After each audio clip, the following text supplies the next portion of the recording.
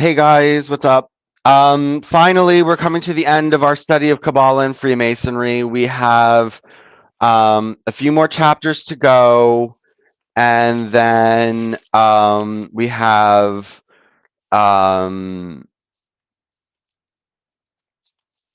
few more chapters to go, and then we have a video to go through today as well. So, first things first, as usual, I'm on partial shadow ban. Hard to find my videos sometimes, especially the first three. You can't find them.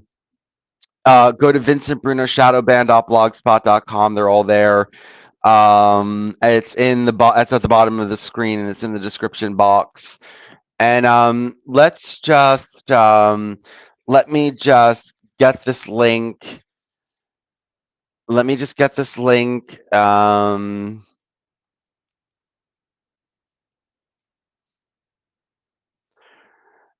spread it around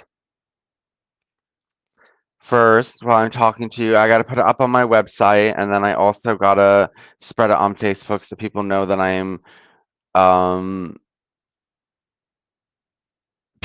I'm streaming.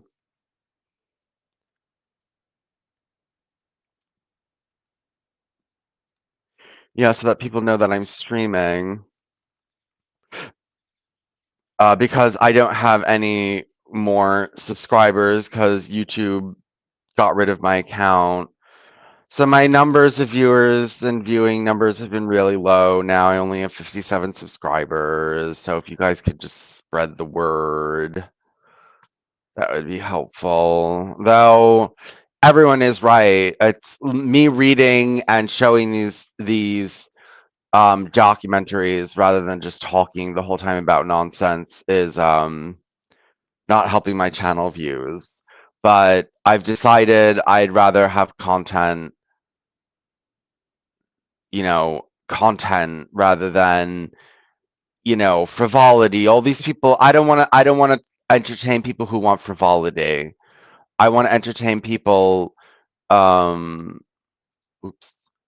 I want to entertain people who are worthy of, that would find this kind of intellectual stuff entertaining. I don't really want to talk about nonsense.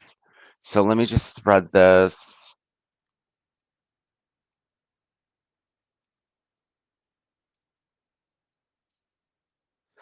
And let me just share it to Claire Call.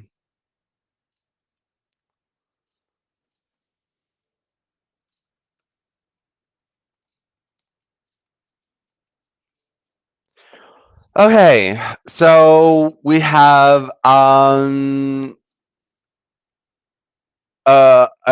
little mini, or it's a 2 hour actually. This will be our big finale. Um, this will be our big finale. So we're finishing the book Kabbalah and Freemasonry by Nikolic, and we will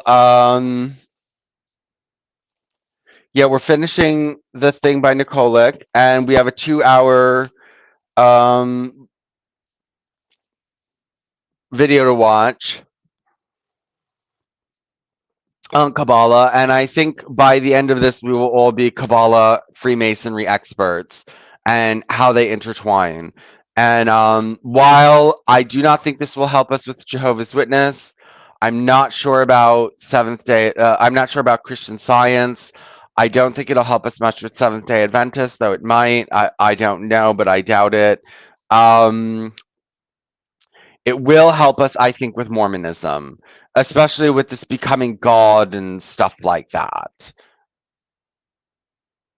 God becoming God and all that kind of nonsense. So I think it'll really help us with that. So anyway, let me start reading.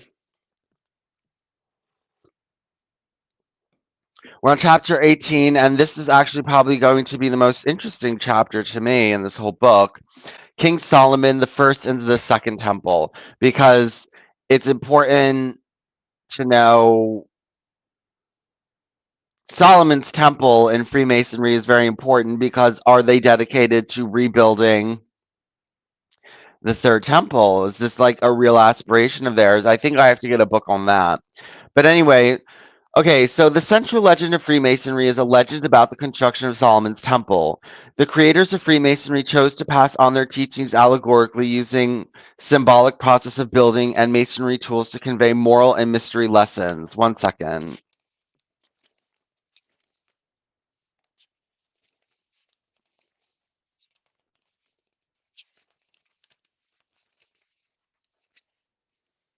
Hold on.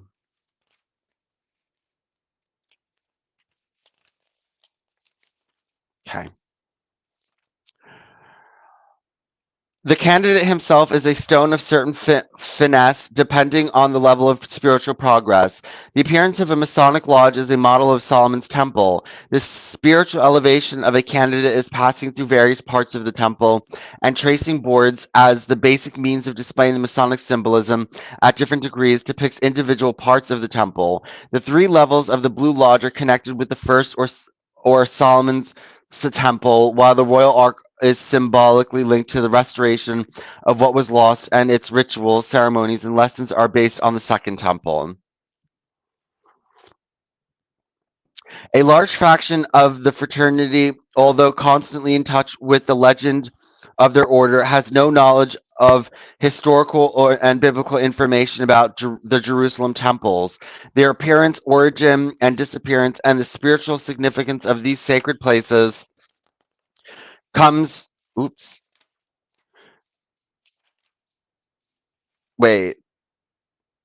A large fraction of the fraternity, although constantly in touch with the legend of their order, has no knowledge of historical and biblical information about the Jerusalem temples, their appearance, origin, and disappearance, and the spiritual significance of these places.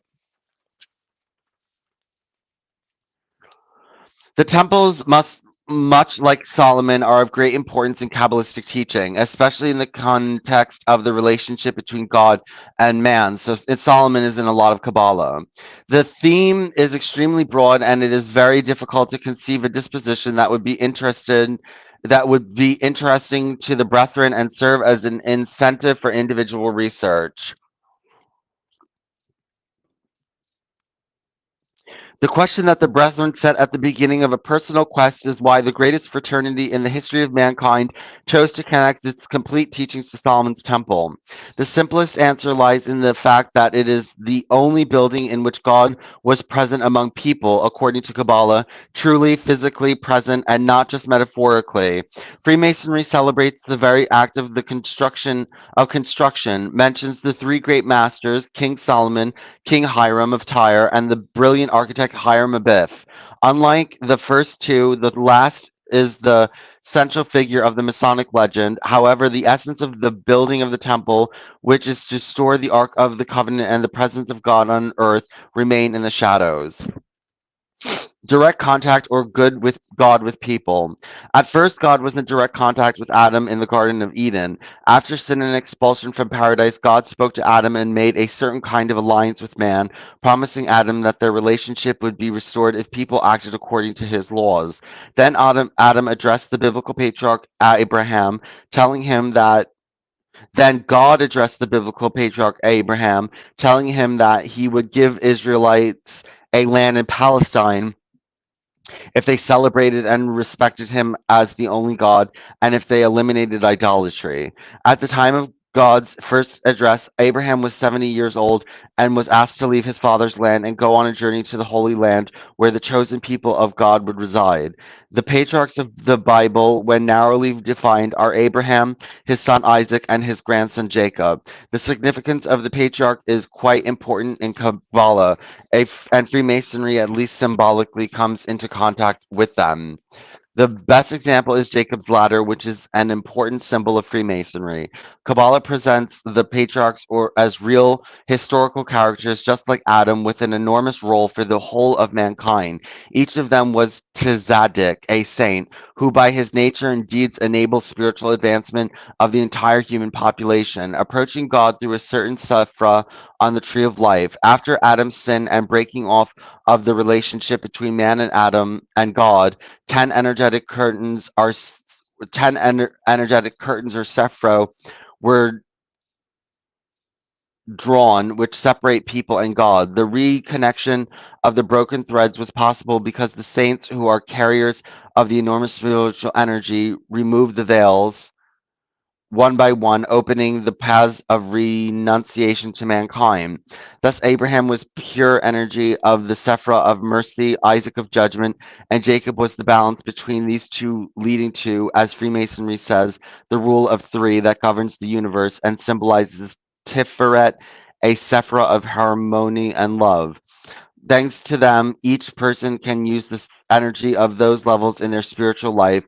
They have opened it, and it is up to us to connect with it. During Abraham's travel to the Holy Land, God repeatedly addressed him several times, testing his faithfulness to see if he was worthy of the grace of God. The confirmation of the new covenant of God and man was the act of Abraham's circumcision. One of the most impressive biblical stories is the so called tying of Isaac, when God asked Abraham to sacrifice his son, whom he had received by the grace of God when he was 100 years old. A special Kabbalistic story develops here. Seeing the boundless faith and willingness of Abraham to obey, God ordered that Isaac should be spared. At that moment, a huge energetic connection between the upper and lower worlds was opened. Sparing of Isaac allowed for another tzaddik to be born, Isaac's son Jacob, who would lead the Israelite people into exile in Egypt, which lasted over 400 years. The tabernacle. The next contact was during the exodus of the Jews from Egypt under Moses' leadership about 1440 BC, when 600,000 people heard God directly and a new covenant was made with the holy people. The so-called Mosaic covenant, made after Moses, was extended in relation to the one God and made with Abraham. Kabbalah considers Moses to be one of the spiritually most advanced people who have ever lived. In the tree of life, he represents Netzach, the Sephra of victory and perseverance. During the second year of his exodus from Egypt on the Mount of Sinai, Moses separated himself from his people twice for 40 days.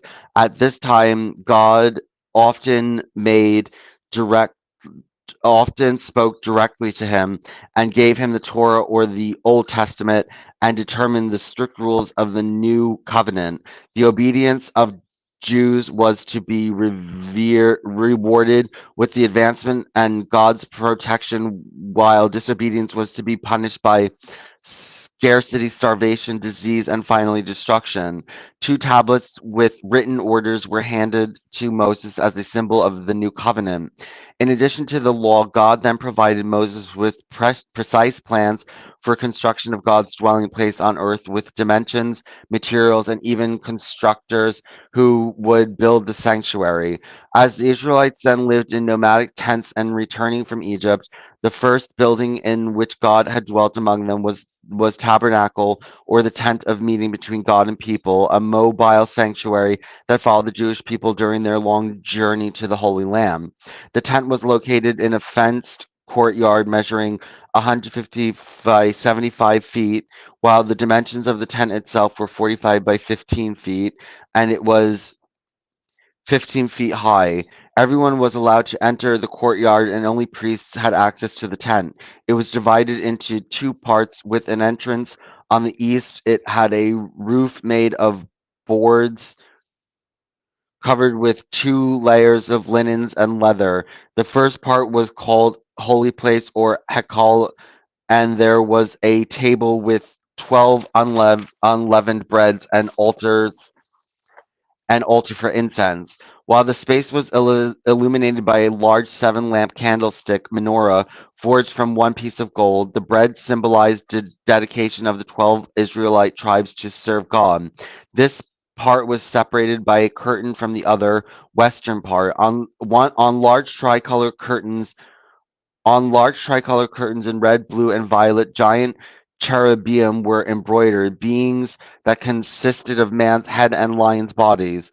The cherubim guarded the western part of the tent, which was called the Holy of Holies or Debir, and the most sacred object of the tent, the Ark of the Covenant, was placed there, containing the stone tablets of the Ten Commandments.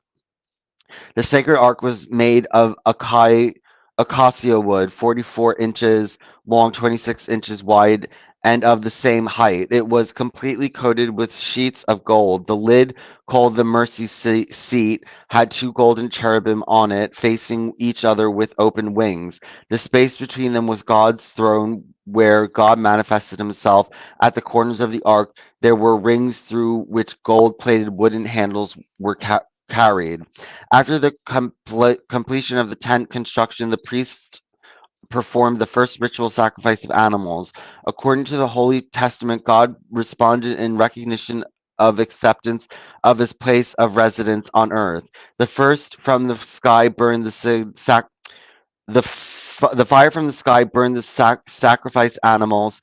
The cloud covered the entire tent, and God's glory filled the tabernacle. During the trip, only priests could carry the ark, to which numerous miracles were attributed. Sparks from the two cherubim killed scorpions and snakes in the desert. The river Jordan dried up when the priests carrying the ark stepped into it and continued their journey to the Holy Land. In the epistle to the Hebrews, it is stated that besides the tablets which God commanded that the ark contained, there were also a golden pot with manna, the bread of wheat grains, which the Jews had eaten during their journey through the wilderness, as well as the rod of high priest Aaron, Moses' brother, who plays a significant role in the events described in the Old Testament. Only the high priest could enter the Holy of Holies once a year during the feast of the Day of Atonement on Yom Kippur. On that day, God was asked for forgiveness of the sins through offered sacrifice of animals in exchange for the punishment for sins. God's presence was manifested by the appearance of a pillar of fire and the cloud that floated above the tent. The tabernacle remained in use long after the Israelites had arrived into Canaan or the Holy Land. In Jerusalem, King David built a new tent and moved the Ark of the Covenant, and the original tabernacle was until the time of Solomon in another city with a bronze sacrificial altar used in worship. The tent of the covenant plan was copied in enlarged blueprints during the construction of Solomon's temple. Okay, who's here now? Somebody's here. Judas Fly is here, but I don't have time for that right now because I have to do lots of reading and stuff. So, okay, let's start this Kabbalah. It's a Freemason lecture, Kabbalah by Michael Kellogg.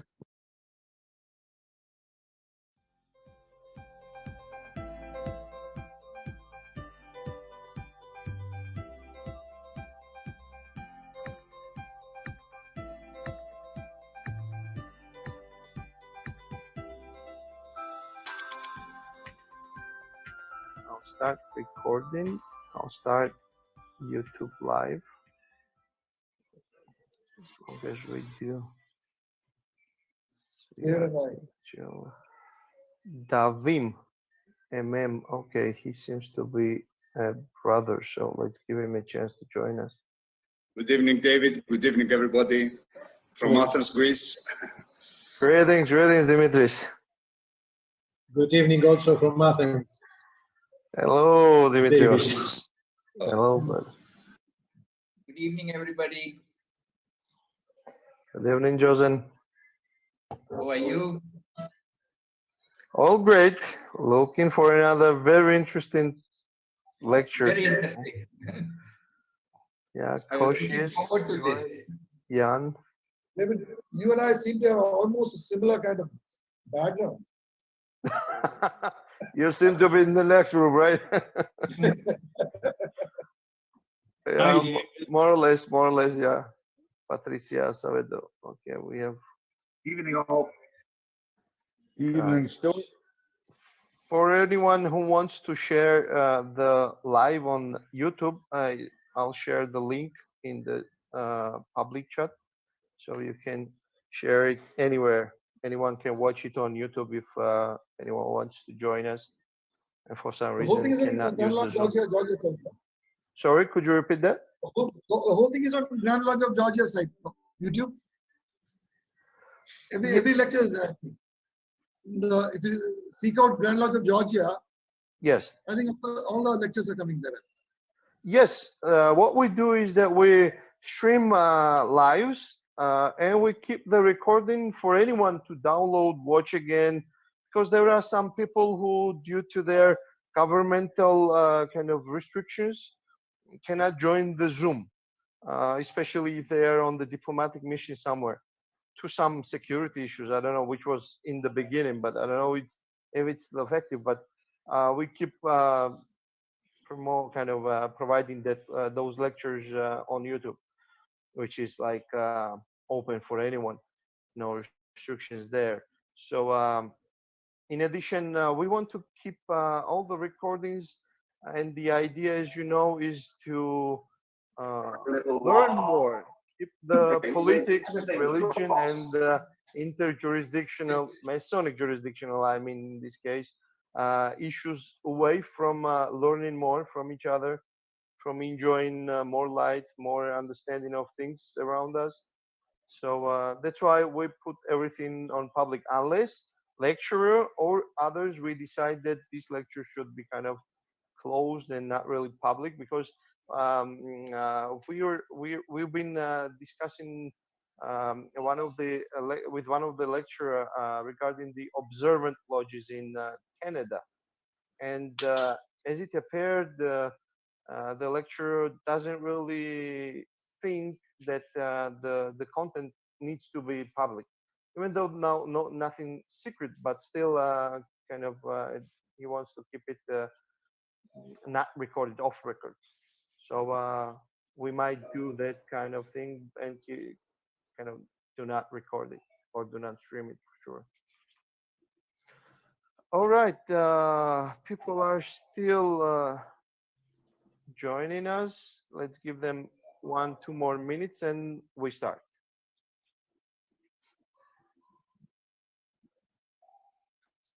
Afternoon, David. Good afternoon, Stuart. Hi, David. Hello, Jacques. I heard you talked about Sapere Aude in one of the meetings yesterday. I guess it was you, right, Jacques? Yes, and I mentioned your YouTube. So Yeah, thank it- you for it that. will Thank you help. for that. it will help, I'm sure, even for this recognition matter. Yeah. Those Great. those Masons have contacts everywhere. They find everything you want. They want to know. Yep, that's it. Something like that. Good afternoon, brothers. Hey, Abraham, how's things in Florida? Things are interesting here. Interesting. That's the correct word to use, I guess. Yeah, well, the numbers are going up, but thankfully the deaths are not. Um, just my personal opinion, we don't know anything more today than we knew yesterday about Yeah. this thing. It's just information changes daily. We're still going about our daily lives. Of course with caution, but Sure. that's all we can do. Okay, I guess we have given enough time for latecomers, and if anyone will want to join us, and they're still coming in, yep. I'll take care of that in the background, and with that, I will mute everyone for the convenience of the lecture. Please do not unmute yourself unless the floor is given to you. So once again, let me welcome everyone once again. This is another lecture, Saperiao, the number 42 this time. And on behalf of Grand Lodge of Georgia, it is my pleasure and honor to welcome very esteemed person, Mike Kellogg, who a teacher, author, a lecturer in America for B'nai Baruch Kabbalah Research and Education Institute, which is a non-profit organization that is dedicated to enhancing widespread knowledge of Kabbalah. Mr. Kellogg is longtime student of Kabbalist Michael Lightman, head of the World B'nai Baruch organization. Mr. Kellogg is also a member of ARI Research Institute. As a student of Kabbalist Michael Lightman, Mr. Kellogg's education in Kabbalah was received directly from a Kabbalist who remains loyal to the original, authentic concepts that have been passed down from one Kabbalist to another throughout the generations. Rabbi Baruch Ashlag, Rabash, passed on to Rav Lightman the wisdom he had acquired from his father, the renowned Kabbalist Rabbi Yahuda Ashlag, known as Baal Hasulam, master of the ladder, for his authoritative commentary on the book of Zohar, the book of radiance. Mr. Kellogg attended the University of Oklahoma and the University of Colorado, majoring in physics, and now lives in Edmond, Oklahoma. For over 15 years, Mr. Kellogg has lectured throughout North America. He has served as the North American managing editor for B'nai Baruch, contributing editor for Kabbalah Today, and was the founder and managing director of the B'nai Baruch Learning Center 2006-2018. Mr. Kellogg currently teaches graduate courses on B'nai Baruch Kabu Education Center and works for the content and fundraising areas of B'nai Baruch English Department. Mr. Kellogg is the author of the book Wondrous Wisdom, an Everyman's Guide to Kabbalah that can be purchased in the link that I will share in the public chat in a second. So again, it is our pleasure, it is our honor to have such an esteemed lecturer on Kabbalah. I would just remind everyone very simple rules for recording purposes, and we have new participants.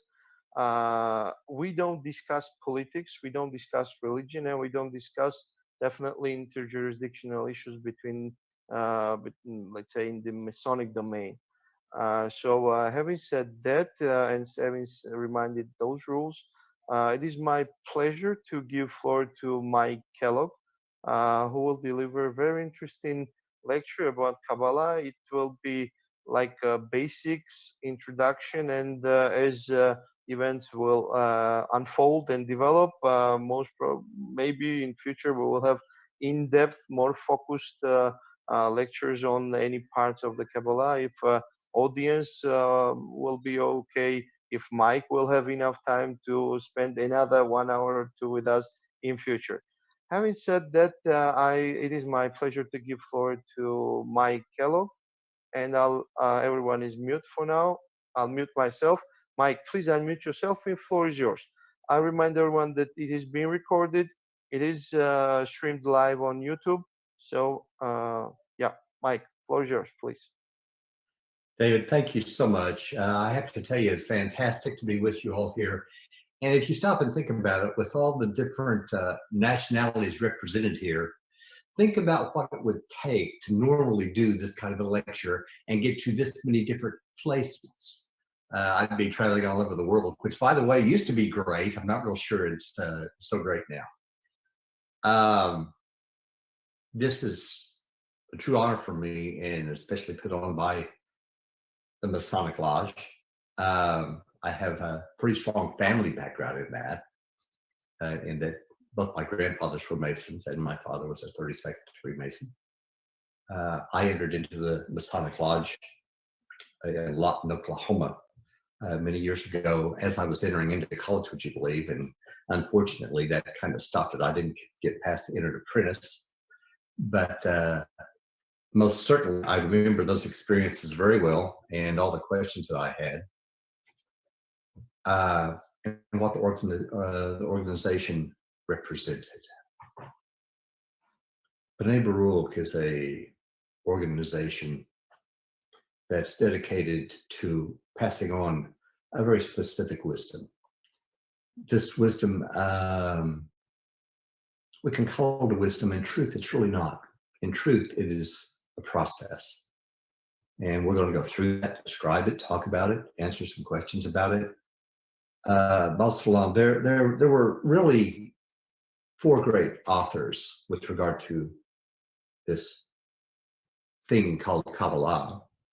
The last one, his name was Yehuda Ashlag.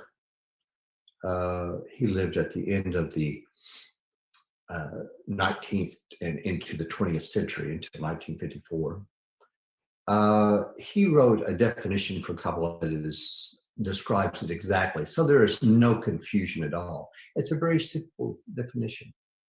It is that Kabbalah is no more and no less than the revelation of his godliness to his creatures. That's it. That's all. Now, that may sound religious. It's not. Religions have to do with belief. Kabbalah has to do only with revelation, nothing else. And in a very distinct manner. We're going to talk about that in a little bit. A little pass for you. The first Kabbalah, we can't say the first writing, but the first widely distributed writings of Kabbalah came from the 1500 BC from an author that we all know as Moshe or Moses. This information described a very, very, very distinct path that a human being should take and will take at some point in their evolution. It was written at a time when people understood primarily through allegory, and the meanings are absolutely exact. It was now, as people developed, there was a need for a different kind of understanding because people, the way they understand, changed. And there was another author that wrote the exact same information, but in a different language. And I don't mean languages in Hebrew or English or Spanish or Russian or anything like that, but in a different manner, in a different style. And this book was called the Zohar. It was written by a gentleman by the name of Shimon Bar Yochai. It was written in the 2nd century AD. And we can tell there's a huge difference between these 2 centuries, or between these two forms of writing. The first one is written for people that have very small desires and very small wants. They, back in 1500 BC, people, a lot of them lived in caves or in some place that they could have just to get enough shelter for to stay out of elements. A good meal might be a vegetable or a radish or onion. If they got some fish, that was fantastic. But that was primarily it. There weren't near as many desires as we had, and changes of people, how they changed and what they wanted. And until around the turn of the 1st century. And people changed. They understood differently. A different writing was needed, and there was a writing called the Zohar. It's a huge book. This great Kabbalist wrote in a manner that certainly can be defined by stories. I have a whole section of them up here of about 12 different volumes of the Zohar. It's a huge writing. And basically what it's describing is it's describing the same thing as the Torah, the Old Testament, Genesis, from the start of creation through all the way where we are today. Again, there was a development. We went through a dark age period, and then all of a sudden we start getting through an area called the Renaissance. In the 16th century, everything changed again in the world. And there was a need for a different form of writing, which there was, a more scientific kind of writing, a writing that did not allow people to be confused too much. People changed the way they learn again. This author is called the Ari. He wrote something called the Tree of Life. Many people have heard of that, and that's what they connect with this thing called Kabbalah. They think that must be Kabbalah, and it had these mystical, beautiful sounding names like Sphirot and Parthufim and spiritual worlds and Absolute, Ria, Yetzirah, Sia, Insof, Bore, the Creator.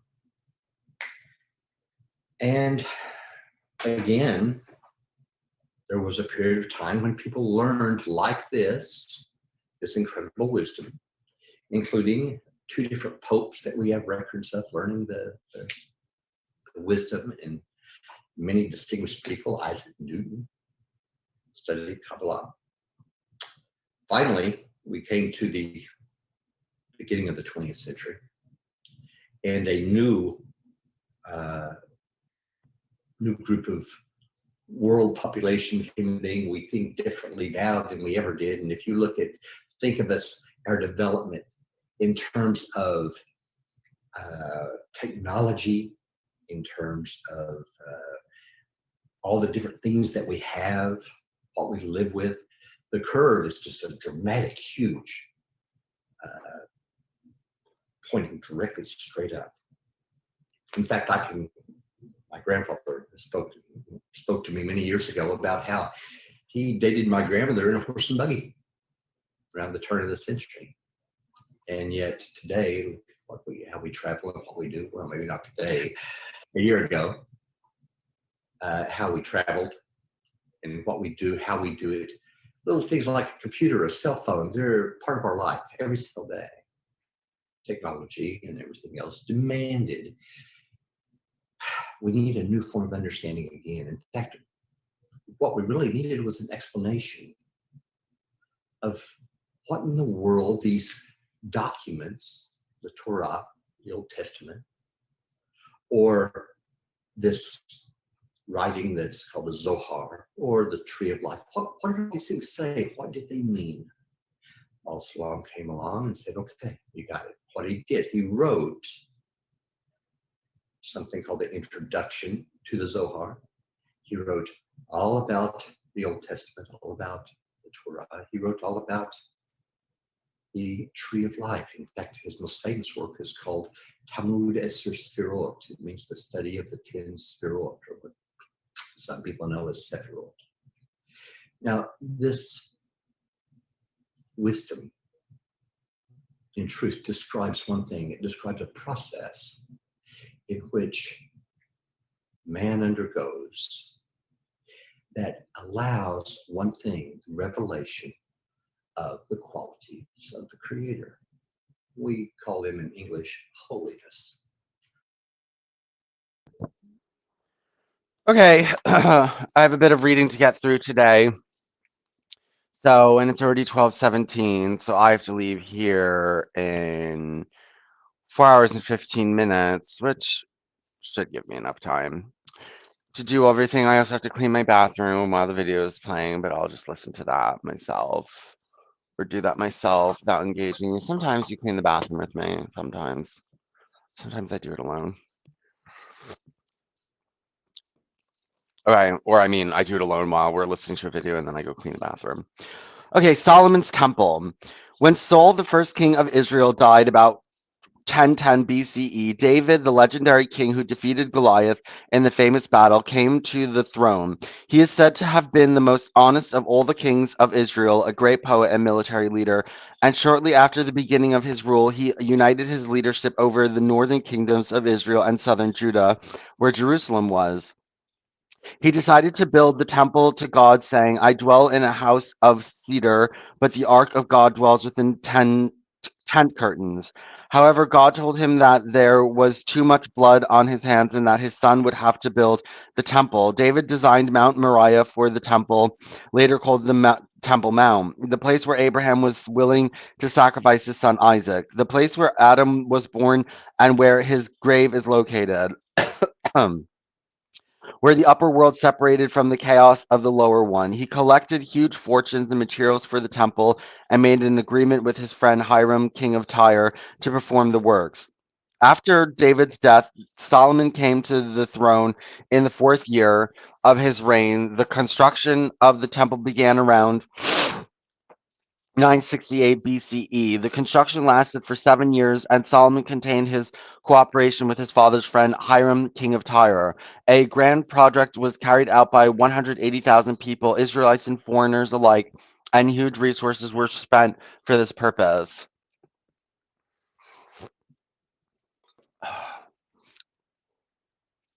As the Israelites were not great builders, the people of Tyre had the main role. In return, Solomon committed to sending 4,400 tons of ground wheat, 4,400 tons of barley, 116 2,036 gallons of wine, and 116,236 gallons of oil to Tyre each year. In the end, the costs accumulated and the resources emptied, so Solomon had to give king of Tyre 20 cities in Galilee for debt payment. According to the legend, the supervisor of the work was an ingenious architect, Hiram Abiff, son of a widow whom Freemasonry celebrates. The temple was smaller in size than the Egyptian ones, but its grandeur, detailed, and richness of material used surpasses all the existing buildings. It was located within the upper courtyard, surrounded by outer walls, and by a 196-yard long, 180-meter long courtyard. At the entrance to the temple on the east side, there were 2 bronze pillars, Jachin and Boaz, which were 26 feet high. It is said that they were a reflection of Hiram Abiff's ingenuity and that in such a magnificent building they were the greatest pearl. Through them, one entered into the entrance hall of the temple, Ulam, which was not part of the temple premise and had dimensions of 29 by 29 feet. The double door with beautiful carving of and golden ornaments led to the central part of the temple or the holy place, Hekal. It contains 12 golden candlesticks, menorah, which symbolize the 12 tribes of Israel. The altar of incense and 10 tables with unleavened bread, dimensions of the holy place were 60 by 30 feet. On the west side of the temple, separated by an olive tree door from Hekel, there stood the Holy of Holies, Sanctum Secorum or Debir, the room in which the Ark of the Covenant was placed. In addition to the Ark, there were 2 hung cherubim, 15 feet high, which covered the Ark with their wings spread wide. They were made of wood and covered with gold. With the inner tip of their wings, they touched the ark, while the outer part touched the walls. The room was a perfect cube of 30 feet and was erected on the podium so that the ceiling was level with the rest of the temple. All the walls were covered with wood over which gold plates were lined, hammered in with golden nails.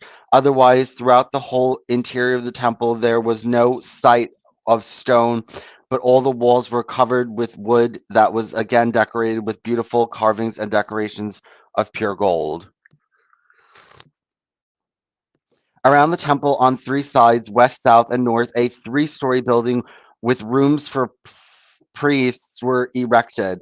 10 steps elevated from its surroundings. On the 2nd floor, there was a famous Masonic middle chamber, which could be reached by following a set of winding stairs that ran from the southeastern part of the temple. The central lounge and stair appeared on the tracing board and were part of Masonic rituals. They also carry great Masonic and Kabbalistic symbolism. In front of the temple, there was an interior or upper courtyard in which there stood an altar, a large pool for ritual ablutions of priests, and 10 smaller vessels filled with water that were also used in the ritual. The entire complex was surrounded by an outer or lower courtyard, and in order to reach the upper courtyard, it was necessary to go 8 steps, and the large courtyard was 7 steps above the surroundings. Different levels and numbers of stairs carrying correct symbolism and are used in Masonic ritual. It is interesting to note that Moses ordered the builders not to use tools. It is interesting to note that Moses ordered builders not to use metal tools, hammers, chisel, and or axe during construction of the temple. He left them a magic shamir, a tool that could handle the hardest material. Shamir was not to be kept in metal containers because it would melt them, but was wrapped in a woolen cloth and placed in a lead box filled with barley bran. Tradition states that within hollow pillars there was a manuscript on the secret of the magic shamir and a list of its properties. After the completion of construction work, Solomon organized the greatest ceremony ever held under the rules of the Holy Law. At this point, it is necessary to point out the time setting of the Masonic degrees. Three basic degrees take place in the period around the end of the construction of the temple. The royal ark is set some 400 years later during construction of the second temple. However, there was a void that represents the very completion of the temple and its consecrations. The master's degree ends with the death of Hiram Abiff and loss of the Holy World, which, while the most significant event in the ritual of the royal ark, is the restoration of the lost world. Consecration of Solomon's temple was the missing link because a process of spiritual material construction was not officially completed in the ritual. The degree that precedes the one of the royal ark in the York Rite describes the temple refreshment through a beautiful ritual. Perhaps one of the most impressive events in Masonic history took place precisely during citation of the candidates to this degree in 1922 in Kansas City, USA. At the magnificent festivity attended by 8,000 brethren, 1,000 candidates were elevated to the most excellent master degree at the ceremony that presented completion of the construction of the temple. The choir that completed the event numbered 150 singers, followed by an orchestra of 72 instruments. The Old Testament description of the temple consecration states that after the prayer of King Solomon and settling of the Ark of the Covenant, after Solomon's accession, God seized his throne and the cloud filled the inside of the temple. At the Anam, in his speech at the ceremony, Solomon suggested that God should stay on his throne in the heavens, but that his holy name should rest in the temple. Those who seek God could find him in the temple and invoke his name. During Solomon's reign, the country was booming in every way, rich and powerful. However, Solomon experienced a complete transformation, transforming himself from the greatest stage into a great sinner. God warned him that he would be punished and that his country would disappear. After Solomon's death, Rehoboam, his son, failed to preserve the kingdom, and the 10 northern tribes separated themselves, forming the kingdom of Israel, while the southern part with Jerusalem became the kingdom of Judah. For the next 400 years, the temple survived until it was destroyed by Nebuchadnezzar, king of Babylon. Prior to this, God had warned the Jews, sending messages through the prophets to pull themselves together and adhere to the commandments. They would be severely punished. This happened in 587 BCE when the Babylonians completely destroyed Jerusalem, razed the temples of the ground, and killed nearly 1 million Jews. The rest were taken to exile in Babylon, where they spent about 70 years. Demolition of the first temple, in addition to all other important features, has an enormous Kabbalistic significance. The act of destruction ended the era of prophets that had lasted for almost a millennium and a half.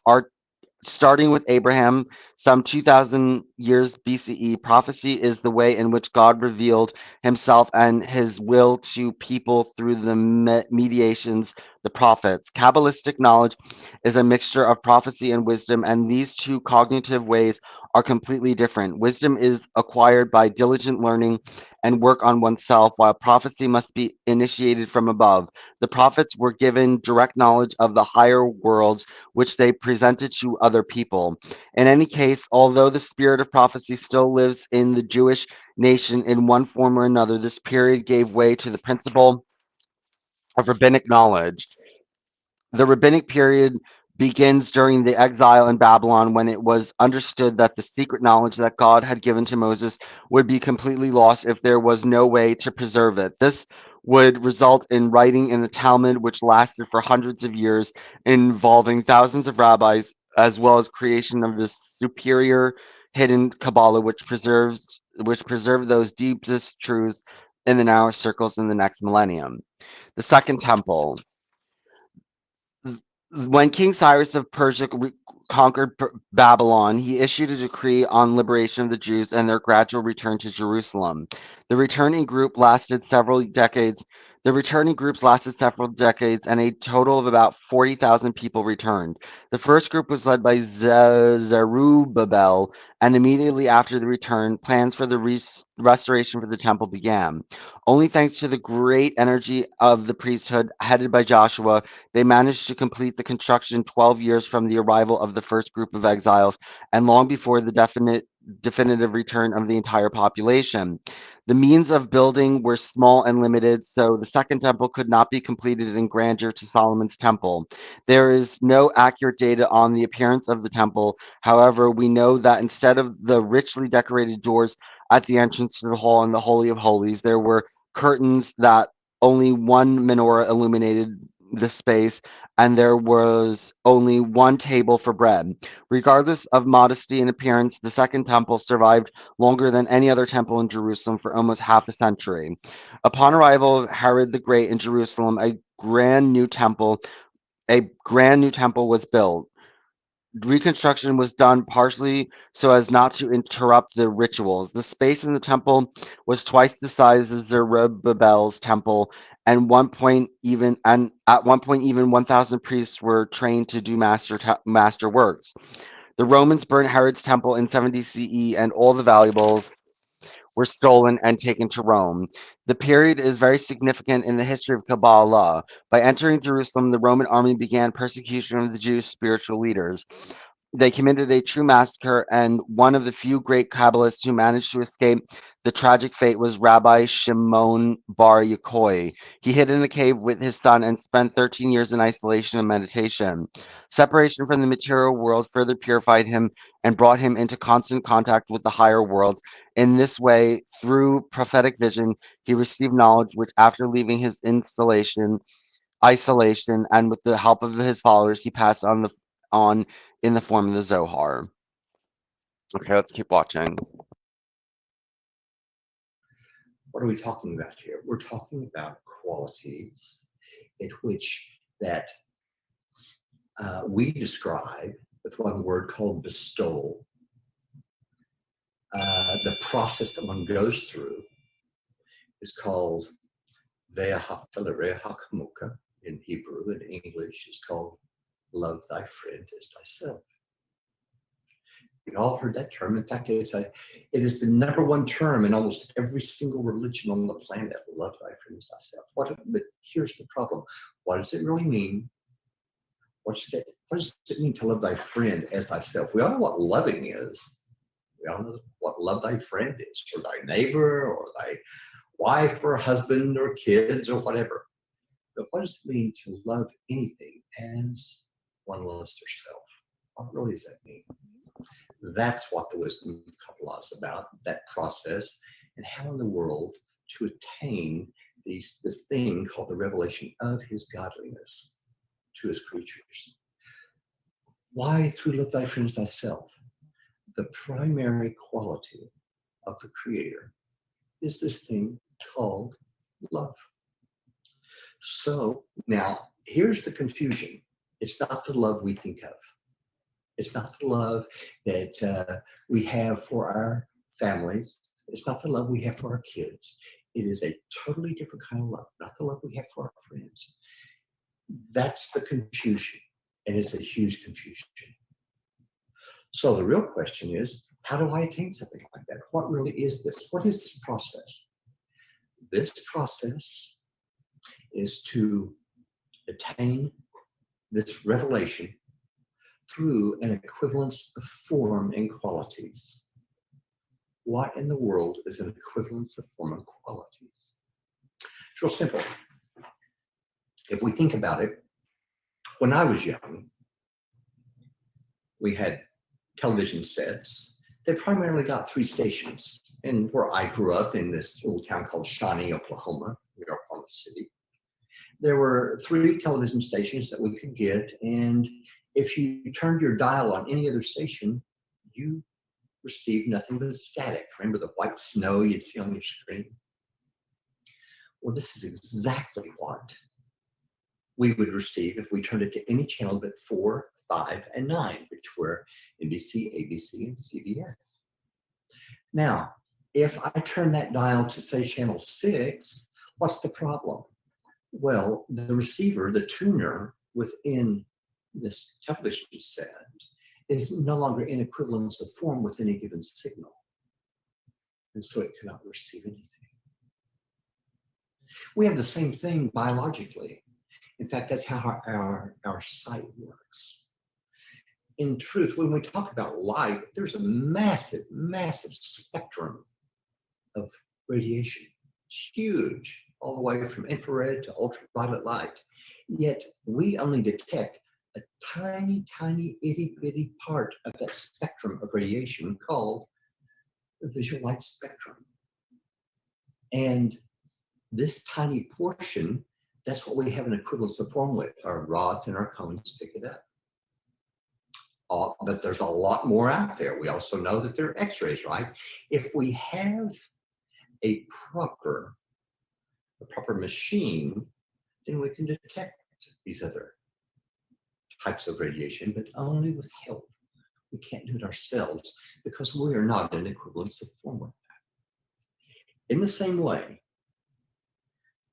this wisdom called Kabbalah describes how we are not in equivalence of form with the Creator from the start and created that way. As the Torah says, we are created as a wild ass's colt, meaning something entirely different than what the Creator, his qualities are. Our qualities, it says that this initial idea, what is this initial thought of creation, is to bring contentment to his creatures. And understand there's no creature yet, but that is the initial thought of creation. So what does the Creator create? It wants to bring contentment to something. It wants to pleasure it. So what is required in order to pleasure? A desire. This desire, this will to receive, this intention to receive. Now, we aren't talking about a desire for, say, water or a desire for a meal. We're just talking about overall a lack, a lack, something that, a sensation of missing. Something is missing. There's a empty spot. And this will to receive, the Creator creates it and fulfills it. This is the only thing that was created, period. From then on, everything started developing into what it is today. How? Well, that initial will to receive receives abundantly, credibly, until it begins to sense not only is it receiving pleasure, not only is there a sensation of pleasure that it gives, but there's a sensation that there's a giver to that pleasure. This starts a chain of evolution within this creature called the will to receive. What does it do? It now begins to want to relate to the giver of this thing. In truth, it wants to do what it does. It wants to get pleasure by being like it. We want to be like when we're children, we want to be like Daddy. So what does it do? It has nothing to give to the giver.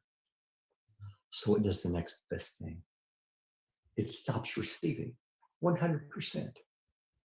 Zero pleasure in this thing called the will to receive. Now, there becomes a problem. Why? Now the giver is not doing what the giver is supposed to do, meaning the Creator. And the creature, the will to receive, is not doing what it was created to do. No one is able to be fulfilled here at all. The only thing that fulfills the Creator is to be able to fulfill his creature. So, Kabbalah tells us that there is a third evolutionary process here, to where this creature starts thinking, how in the world can I do this? How can I possibly make it to where I can both be like the creator, be like this giver that's providing me with this pleasure, and at the same time, be able to still be me and receive. And so what it determines is I've got it. If I can receive only under the express condition that I do it in order to bring contentment to the giver, I become the giver. In other words, if it will not receive, no matter what it is, it will not receive in any way, shape, or form unless the giver gives it the sensation that it will be pleased, and only to the level that the giver can be pleased will it receive. Salon wrote a very famous story about this called The Host and the Guest. And this is where there is a man and he's starving. He hasn't eaten in 3 days. As you can imagine, his belly is very full. It's very swollen. And he comes across a home, and this man is outside of his home, and he brings him inside. He says, here, he says, I have something for you. I have this whole huge, giant table of food. And the guest says, oh, no, thank you. I don't want that food. I don't want your food. I don't want to bother you or take something from you. And he says, no. This food is for you. In fact, I picked out the very things that you like the best. Look here, this is the best stuff, all the best things.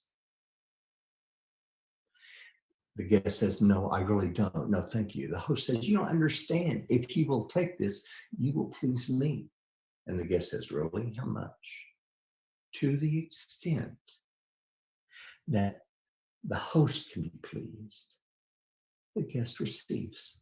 This is precisely what the will to receive does. It receives every bit as much as it can, only in order to bring contentment to God. That creates a final step.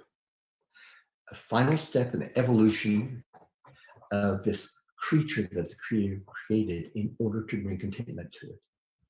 Now the creature has experienced, though, 2 kinds of pleasure.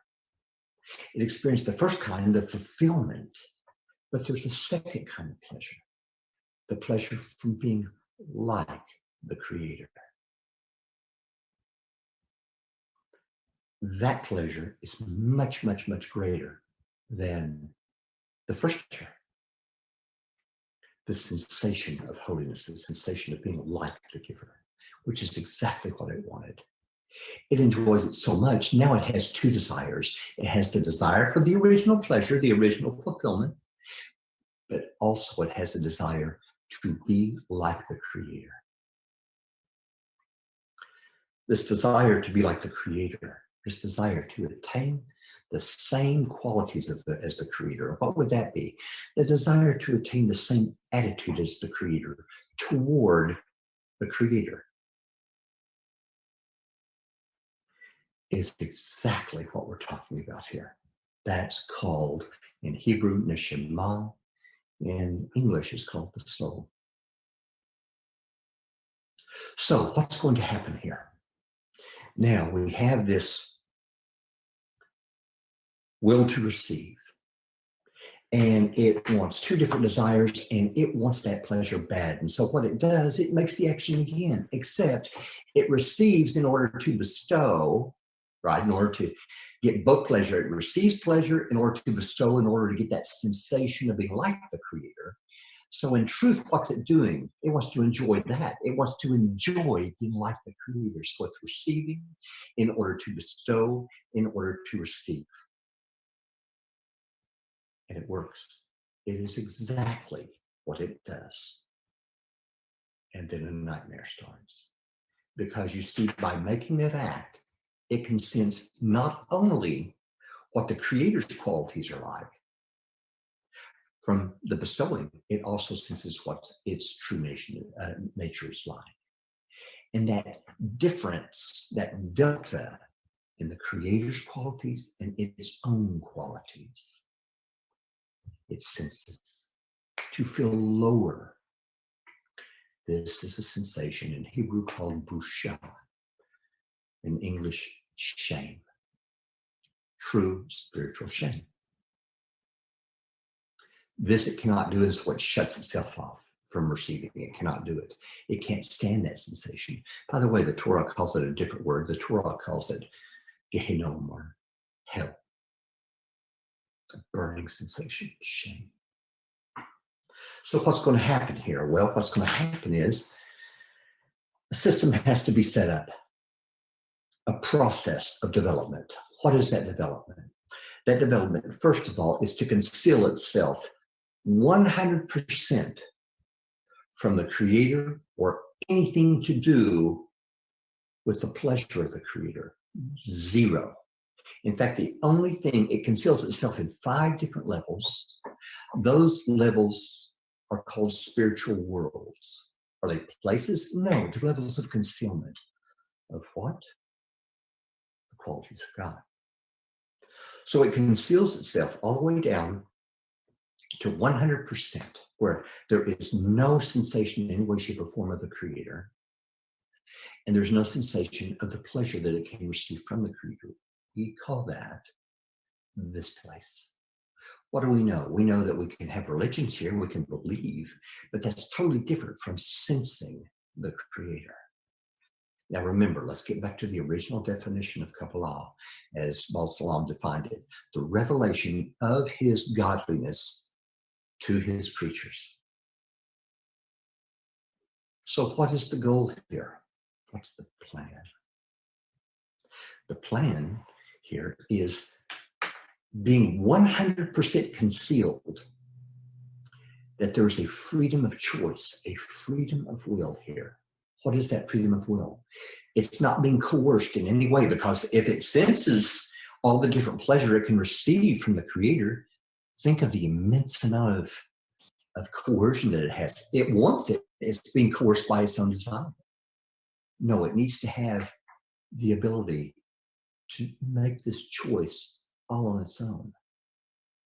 What choice? The choice that through the attainment of equivalence of form with the Creator, equivalence of the Creator's qualities, that here it can begin to relate to the Creator in such a manner it can start receiving what the Creator wishes to bestow to it, but only under its own volition. It's only under its own decision that it's deciding this. It isn't being forced on it. It's independent, because this is the second thing the Creator wanted. It doesn't want a robot that just receives. It wants an independent creature that relates back to it and contains this end form called the will to receive, but with the intention to bestow. And that's the addition. Kabbalah is the process of attaining this thing called the intention to bestow. Why? Because there's a new desire that appears in people. Sometimes it appears as a lack.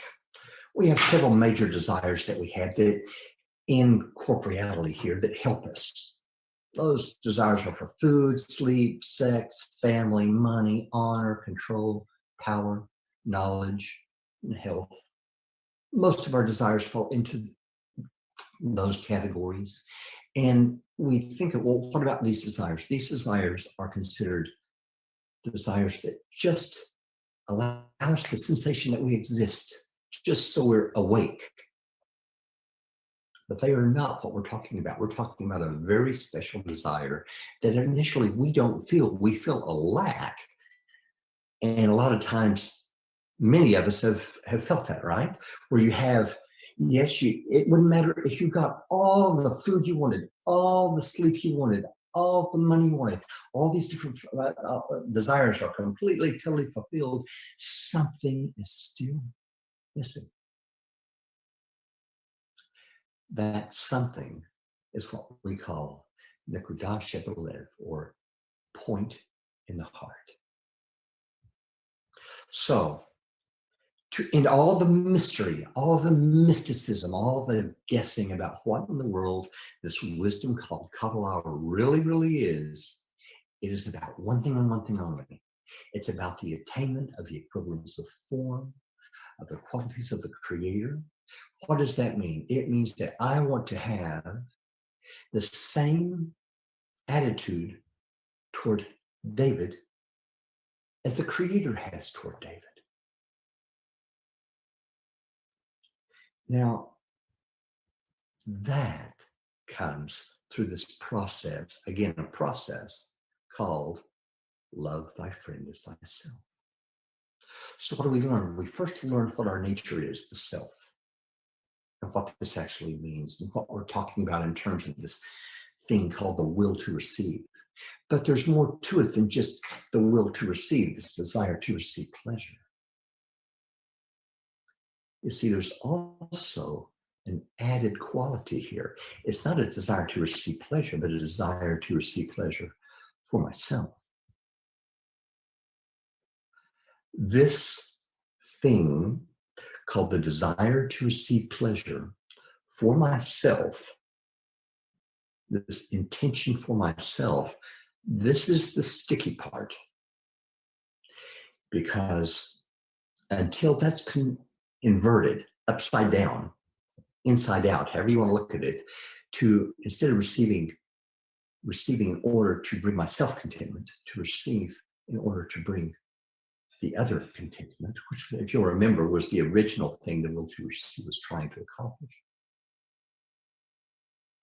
One remains trapped within this thing, and we all know this proper term for this, will to receive for myself. We call it the ego.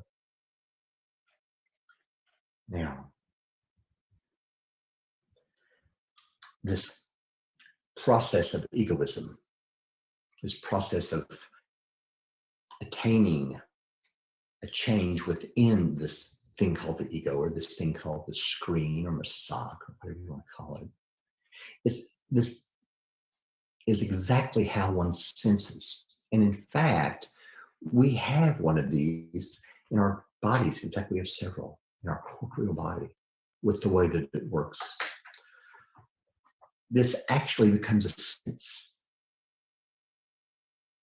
This vessel, this desire, and this intention to receive for ourselves, it will not work as it is. Let's take a sense. Let's take the sense of vision. How does this thing work? I bet we have some doctors in this group of 96 people. If you think about how in the world the sense we call sight works, light enters in to the eye and passes through pupil and through a lens, but it ends up striking a sort of a screen at the back of the eye, which disturbs. This thing has little organs on the back of the skull. We call it in English at least rods and cones, and they are disturbed in such a manner that they send an electrochemical signal into the brain, and a picture is created in the back of the head. Now, here's a unique phenomenon. This is not spiritual. This is not Kabbalistic. Any doctor will tell you the same thing. When you are seeing, you are not. Okay. Let's do a little bit more reading. Once we're done with this reading, we'll be about halfway done. We'll be halfway done with the reading.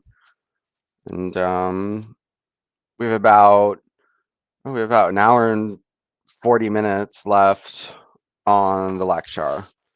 So let's read. King Solomon, a great sage and Kabbalist. Solomon was the third Jewish king, the son of David, regarded as the wisest man who had ever lived, a prophet, builder, poet. Oh, yeah, okay. Solomon was the third Jewish king, the son of David, regarded as the wisest man who had ever lived, a prophet, builder, poet, one of the greatest Kabbalists, a statesman, lover, capable businessman, and finally a great sinner. We learn from him we learned about him from the Old Testament in Chronicles and Kings, less from some other biblical scriptures. He is also spoken of in the Quran, where his name is Suleiman. Names Solomon and Suleiman mean peace loving, and he was said to have been given a name from God even before his birth, Yedidiah, which means beloved of God. His father, King David, married Solomon's mother, Bathsheba, by ordering the death of her first husband. That is why God took their firstborn child, which is one of the reasons why he was not allowed to build the temple. Solomon came to the throne even though he was not the eldest son, with the help of the mother and prophet Nathan, who considered him to be chosen for the Israelite throne. From his father, he inherited a united kingdom, the northern part of Israel and southern Judah, a state organized and regulated, and it is thought that he came to the throne when he was 13 or 14 years old. The central event that marked his life was when God addressed him directly when he was a very young man, and Solomon asked God only to give him wisdom. God described this as an extraordinary modesty because he had not asked for wealth, long life, or power over the enemy. Because of this, he granted Solomon the wisdom so far unseen on earth, as well as the power over all things, all living beings, spirits, and demons. Although very young, the new king of Israel improved the country inherited from his father in every aspect: military, economic, territorial, cultural, and excellent legislative system, but was put in place. He made economic cooperations with neighboring countries, making Israel a trading center, and these ties strengthened by taking wives from each of the surrounding dynasties. With Tyre, Egypt, and Arabia, he achieved land economic ties, and with Spain, India, and the coast of Africa, maritime ones. He built the temple, royal palace, system for supplying Jerusalem with water, building up the whole country in a constructive manner. It is said that he had 700 women and 300 concubines. People from all over the world came to Israel to enjoy luxuries and wealth, and to hear the wisdom of an ingenious ruler. A special chapter in the biblical narrative is the visit of Makeda, the queen of Sheba, territory of modern-day Ethiopia. She went home and got everything she came for. The descendants of Solomon and the queen Menelik I became the first Ethiopian king. It should be noted that Solomon is the subject of many stories and legends in the Arabian traditions. He is attributed to the role of God's messenger, and his glory in the Arab world by far exceeds the glory of his father, the great King David. Solomon is considered a kind of predecessor to Muhammad, and many Arab kings are named after him. During his reign, the Israelite state experienced abundance of every kind. However, Solomon began to slip into sin. The greatest one was disrespect for the only Hebrew God and conversion to idolatry. He began to glorify the gods of his wives and build their temples. God warned the prophets to stop doing it, to stop piling up gold, women, and horses, as Solomon did not pay any attention to it. God promised that his kingdom would be destroyed after his death. He spared the kingdom during Solomon's life only out of respect for King David and his relationship with God. When Solomon's son Rehoboam came to the throne, the northern kingdom of Israel broke away from the 10 tribes, and the united kingdom of King David thus fell apart. And the united kingdom of David fell apart. There are critics who see Solomon solely in a negative context as an authoritarian ruler who had burdened the people with huge taxes in order to satisfy his megalomaniac demands. They scold him for not building the temple out of great love for the Hebrew God, as he built similar buildings to satisfy the wishes of his many wives and lovers, because he sank into human vices and idolatry. However, looking at both sides of the medal, one cannot overlook all the good that Solomon did for his people, as well as his enormous influence on the entire human civilization is present up to this day.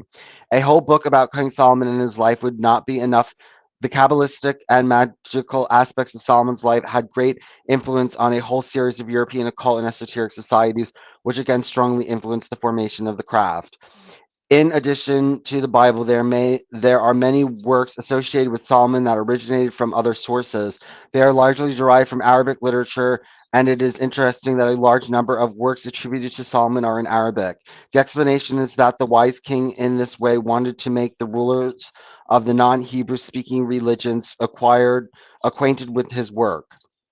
with this work. And so they were later translated into Latin in the Middle Ages, and there are also translations into Hebrew. Solomon is credited with authorship of many works and books from different areas, and a special place have have works about magic. It is believed that he also wrote many works related to medicine, astrology, mathematics, and theology. The Zohar mentions the Book of Wisdom of King Solomon. The Book of Magic that Asmodeus taught Solomon is in Hebrew. The Book of Medicine given by Armenian king to Pope Clement the Seventh, claiming that medicine practiced in his country was much better than in Europe, and it was left to Armenians by King Solomon himself. King Solomon is considered by many to be the first Kabbalist. According to the tradition, he possessed supernatural powers and in Arabic literature is described as a great sorcerer. It is said that God gave Solomon the power to expel demons and perform exorcisms. Solomon's magic is the basis of European ceremonial magic, which is in fact present represents practical Kabbalah. Yes, practical Kabbalah is witchcraft. The most important book of magic is generally attributed to the most important book of magic generally attributed to Solomon himself and is called the Key of Solomon. It has had a tremendous impact on the European occult and esoteric systems that once again had an impact on the formation of Freemasonry.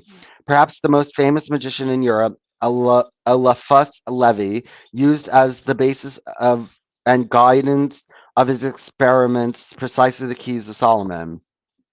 Levi's influence on the work of Albert Pike, who, when writing Morals and Dogmas, seemed to take almost entire chapters from the work of Eliphas Levi.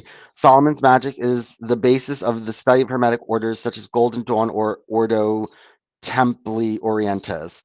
In the introduction to this book, King Solomon addresses his son Rehoboam and leaves him a manuscript with all the knowledge he possessed, which he received directly from God. Solomon says that during one of the meditations, God addressed him through Archangel Michael and told him that he would give him anything he asked for. Solomon sought only wisdom that would grant him righteous rule, and God gave him knowledge of all sciences and arts of the higher and lower worlds. Thus Solomon became ruler of all beings on earth, ruler of humans, birds, beasts, water, and air, as well as spirits of the higher world. It was this power that enabled him to succeed because he could invoke and use the force of demons and spirits for his own purposes.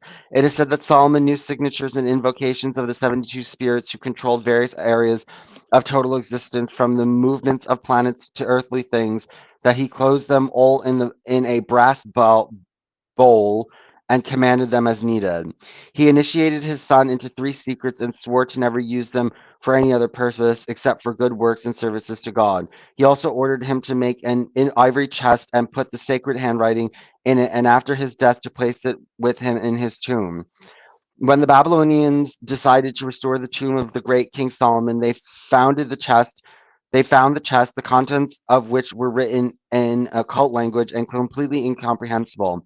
However, one of them was worthy of God giving him the code, with an oath to never let this knowledge come to the hands of the sinful. The rabbis kept the secret through centuries, and in this way, practical Kabbalah arrived to Europe in the Middle Ages. Even today, Solomon's magic is a source of and inspiration for many students of this art above all arts. Next to the Key of Solomon, one should also mention a lesser Key of Solomon. Mention a book, Lesser Key of Solomon, which he did not write, but it contains the secrets of his magic with the descriptions of the 72 spirits he ruled, with complete invocation and seal, and also a textbook of practical Kabbalah and ceremonial magic. These books also contain sermons, prayers, and invocations that Solomon used in the temple addressing God directly. So I would strongly recommend for each brother to read them to gain insight into events in the temple, which is the central part and primary legend of our fraternity. Okay, done with that. Okay, I gotta do this. Okay, let's keep listening. Seeing outside of you. You are seeing a representation. That's all. You're seeing a picture. It's a picture inside of your head, and it is projected as if it's outside of you. By the way, that didn't even include your own body. By the way, that brings a question. If that is the case, and I have confirmed this many times with several doctors, one of them being my ophthalmologist that always scratches her head when I go to her and start talking about this. But it brings up a question. If that's the case, are the organs just a representation? Is that really what's out there? Is this an accurate representation? What's really outside of us? Or is this picture that we see, this thing that we call our reality, is it truly accurate? That's the big question. And here is the answer that we receive in Kabbalah. This picture that you receive, in truth, this picture is changed. This picture is caused by my qualities. In other words, this picture is filtered through my will to receive, through my intention to receive. And here's what appears. Here's the result of this thing called light. It passes through my will to receive and creates this. So where does the revelation of God part come in? If this thing, this item called the will to receive, will change somehow, whatever that means, if it will change, guess what? The picture changes. Into what? What Kabbalists call the revelation of the Creator. This is precisely what we attempt. This is what the process is and what we're after. What does it mean? That I go live as a monk and that type of thing? No. I personally was in the investment banking business for many, many years and retired, semi-retired anyway. And have a wife, I have 3 daughters, have a normal life. That's nothing is excluded or anything like that. But what our desire is to develop the proper desire, because there is something that's required in order to get this change. So the whole goal is the change of this mechanism that controls that picture. What in the world will cause that? How can that happen? Well, Kabbalists talk about that too. They say, here's the deal. This is not a religion. This is not a belief system. This is a science. Well, when I first began exposed to this, science was my original education. And I dearly loved it. I thought, wait now, what? A science? Well, I'll relate to that. Tell me about it. What? Well, here's what they're saying. They're saying, here is the deal. Here's what we did. Here, after we did this, here's the results that we found. Here's the results that occurred. Now, don't believe a single word we say. You go do the experiment yourself and see if it is the case or not. This is the way I began on this path many, many years ago, 20 years ago. And what we discover is that their concept is that through the manipulation of my desire. What does that mean? It means I have to develop a desire I don't have. I have desires for food, sleep, sex, money, honor, knowledge, family, health, all these kind of things. This desire for equivalence of form of the Creator, what are you talking about? What Creator? I'm in concealment of that. What they're saying is that there is something, as we all know, I deal in forces as an ex-scientist from a long time ago, like this force right here. I'm experiencing a force, right? I'm experiencing the force of gravity. And what does it do? It acts upon me. They're saying that there is a force that will also act upon you. This force is, we call light. You can call it whatever you want. But this force is a force of desire. And if you can develop this thing called desire and develop it in a way that is an incredibly strong desire within you, what they call from the bottom of the heart, at that point, the force will act upon you. This process of developing this desire for what? Equivalence to the form of the Creator. This process, that desire is called a prayer. What is a prayer? Well, if we have any attorneys in the audience, they'll answer this very quickly. It's a request, because if you walk into any courtroom around here, that's the first thing that you'll hear. I pray this and I pray that, and they pray something else to the judge. They're asking for something to occur. They want something. This is the same thing. A prayer is a request. What? The process of Kabbalah is the development of the proper prayer in the proper quantity and quality, to where this force, like a machine, begins to operate and do what needs to be done in order to change that intention. Basically, what it does is flip it upside down. We have a neat question here. So you're saying that Kabbalah is a scientific process? It's exactly what we say. Why? Because what is scientific process? Well, obviously, we probably have someone who has some experience in science of some sort here. We have something called the scientific process, where there's a given idea. And this idea, there is a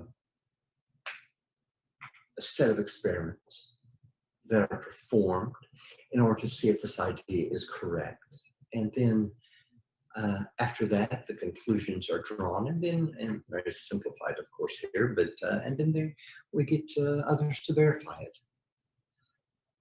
That's exactly what we're happening here.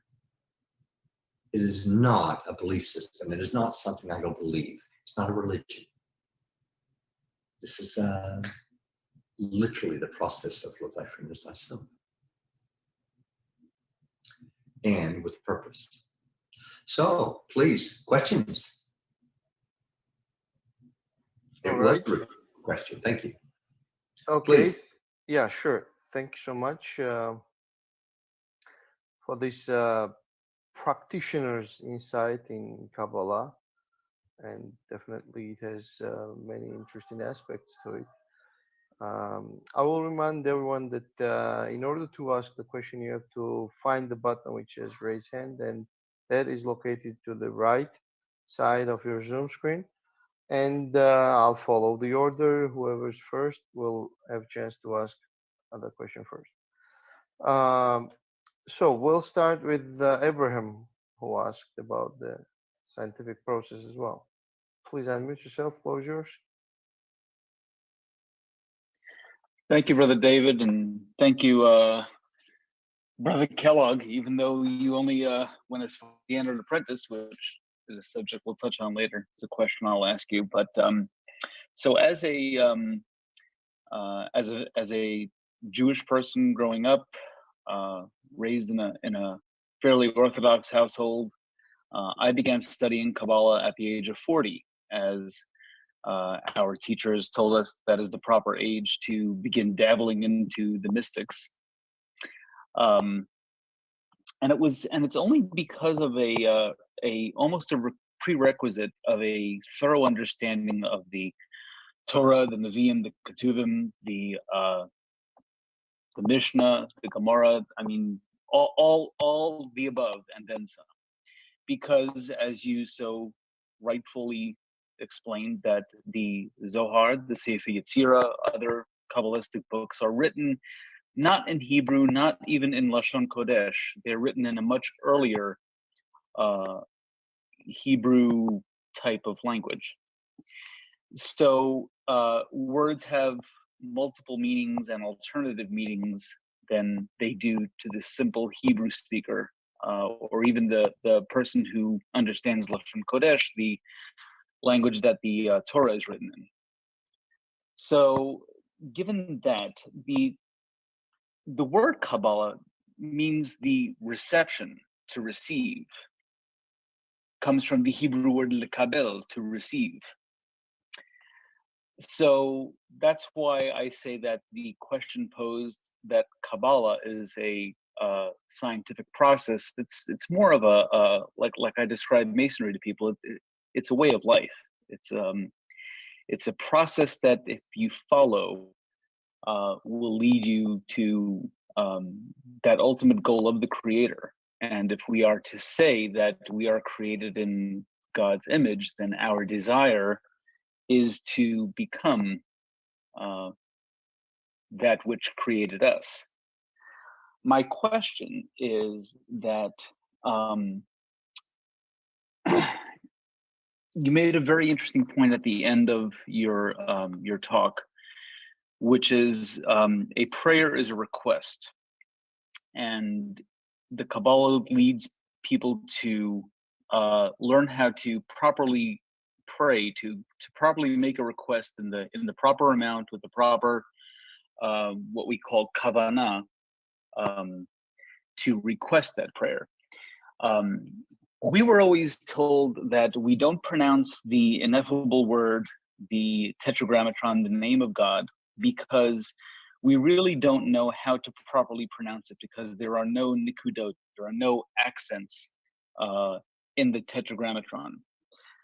And that is why when in prayer, we say alternative words like Hashem, Adonai, other words, not the tetragrammaton, because we think of it as if you are talking to somebody and you mispronounce that person's name, it's highly disrespectful.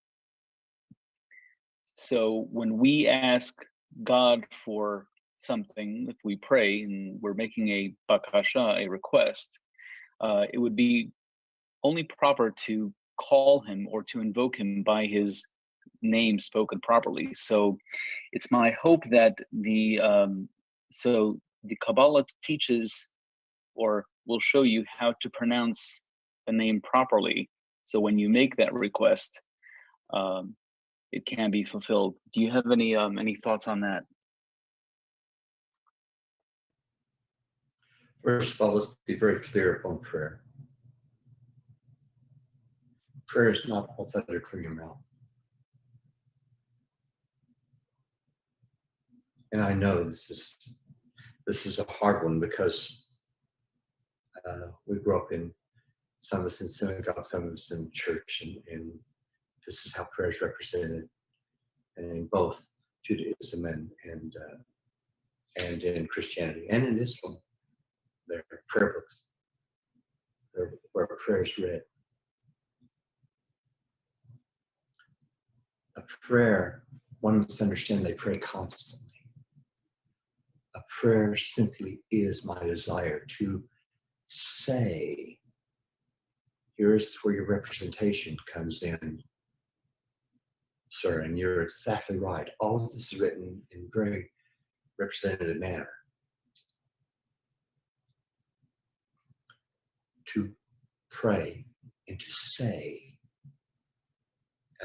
is a representation of only the desire. In other words, the term saying is an action that's done by the creature, and what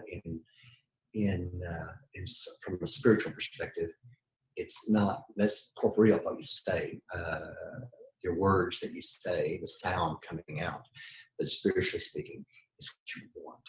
And in fact, I can pray with proper names of God or anything else all day long, and want pizza, my prayer is for pizza. I shouldn't confuse myself and think it has to do with what I say. You are correct with regard to the name of God, the name that you speak of. And by the way, there are many names of God within the Torah, and in fact, it is said that the entire book is just one single name. That said, I did want to bring up one other aspect, because one of the things that's in our news today is all the different things that are taking place in the world, and the illnesses and all of that, the coronavirus. We need to understand how everything operates. We have really 4 different levels of creation, as explained in the books of Kabbalah. We have the still, you can think of it corporeally like a rock, the vegetative, and the animate, and speaking.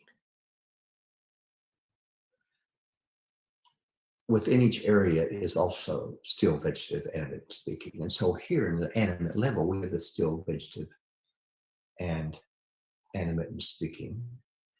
And we are considered the speaking level of the animal or animate level.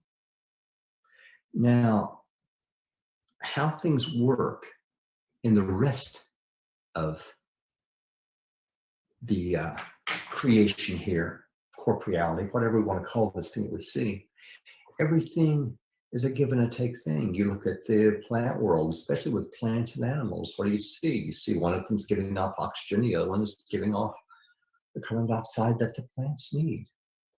You see these trade-off all through nature. And we don't understand that it works automatic in a very beautiful manner. But here, it is different. Here with humans, we have a totally different addition. We have an addition only in order to bring contentment to ourselves. This thing, and by the way, that's a hard one. That's a hard one. It really, really is, to think I only bring contentment to myself. What are you talking about? That if we say that about the entire planet, from that perspective, we're saying that Mother Teresa and Hitler are the same. One built 72 orphanages, one killed 12 million innocent people, of which 6 million were Yehudim, Jews.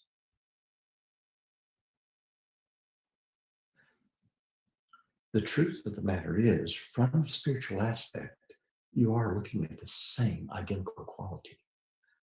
What does it mean? It means that this isn't a choice. It isn't that one has this quality of will to receive for oneself by itself. In other words, by per item. Right now, I want a drink of water, and so that's the will to receive for myself. But I want to write out a check to a charity over here. That's not. It doesn't work that way. The truth of the matter is, I love that question, by the way, Abraham. I will answer in a minute. The truth of the matter is that we are a creature that is existing in such a level that we have no way of changing our reality except through going to this next level. What do I mean by that? How does anything on the plant level sense? It senses temperature, maybe air pressure. It senses sunlight, photons. It needs real bad for its photosynthesis.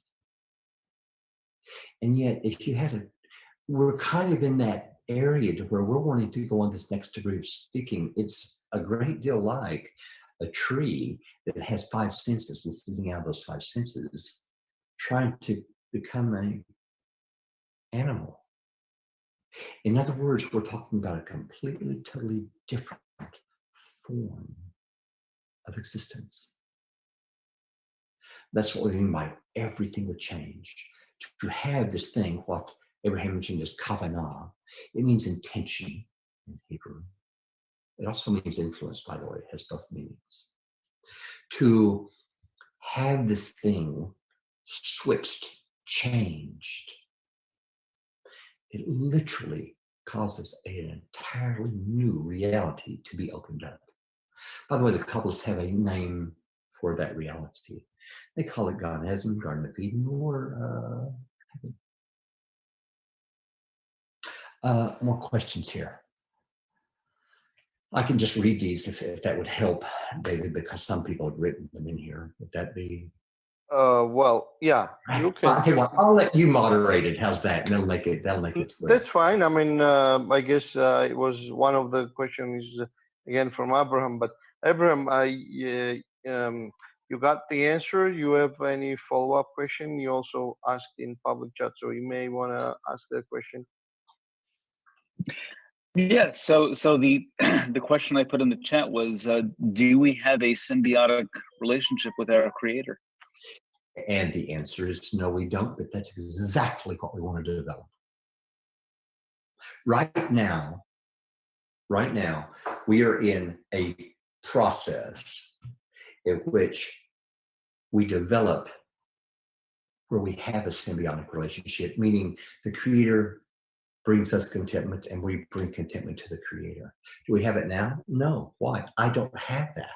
I don't have that intention to bestow. Okay, so I go through this process and this intention changes. That's exactly what occurs to receive the intention to bestow, the intention to bring contentment to something other than myself. Like I was mentioning earlier, this is the thing that's so hard to see.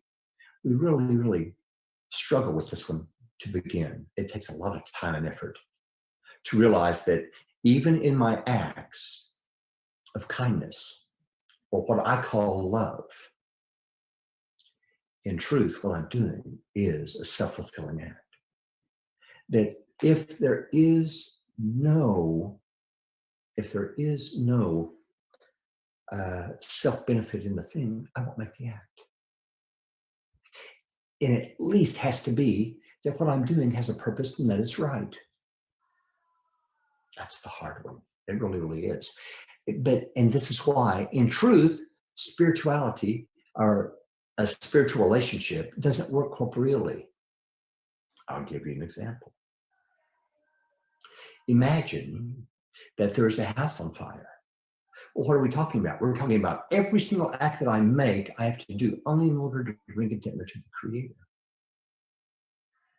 Can I bring contentment to the Creator if I can run in and save the children? I can't say that. If I can't, boy howdy, under normal circumstances, I'd run in anyway. Here I would not. As you can see, it doesn't make sense like it does in spirituality when we're talking about spiritual acts and we're talking about attitude. We're talking about how I am concerned about Abraham's contentment or David's contentment, not my own. This is the important part. This is what we have to find a way to change. Now, how would it work here? Well, we have a circumstance right now to where the number one thing is our concern for ourselves when compared to others in relationships. Here's the problem. Why can't I just change my attitude toward the Creator and be done? Because it would be fake. Why? What Creator? We're after something real, not what I believe, but what I actually sense. And what do I sense? I sense David, and I sense Ken, and Abraham, and Isaac, and Scott, and Andre, and Jacques, and Norman. I sense you. Hence, this change has to come from me toward you, in my attitude toward you, that I feel entirely different about you than I used to. What is that change? Okay. Now? Okay, answers taken. We have a few questions from the chat room and the YouTube channel. So first question is from the public chat by Daniel. what takes place at the beginning of the initiation, could it be considered the point in the heart? I'm not sure I heard the first part of the question. What takes place where? In the beginning of the initiation. Daniel, are you talking about the Masonic initiation? Or could you clarify that part? Okay, while we're waiting for Daniel, I'll read the. Yeah. There is no initiation into what we do, by the way. Nothing like that. Okay. So Yeah. please. Okay, so let's go to the question in the YouTube channel. It comes from Yard Call. That sounds interesting as pertaining to the vacuum in human psyche.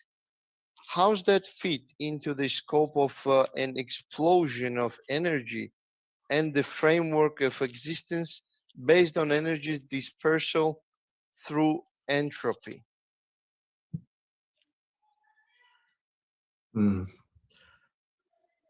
The science of it, what you're talking about here and what he's actually speaking about is something quite corporeal. I will tell you this, though, this aspect of it, kind of a neat question. What's the problem here? Why can't we just receive at least the spiritual pleasure part of this deal? Here's the problem.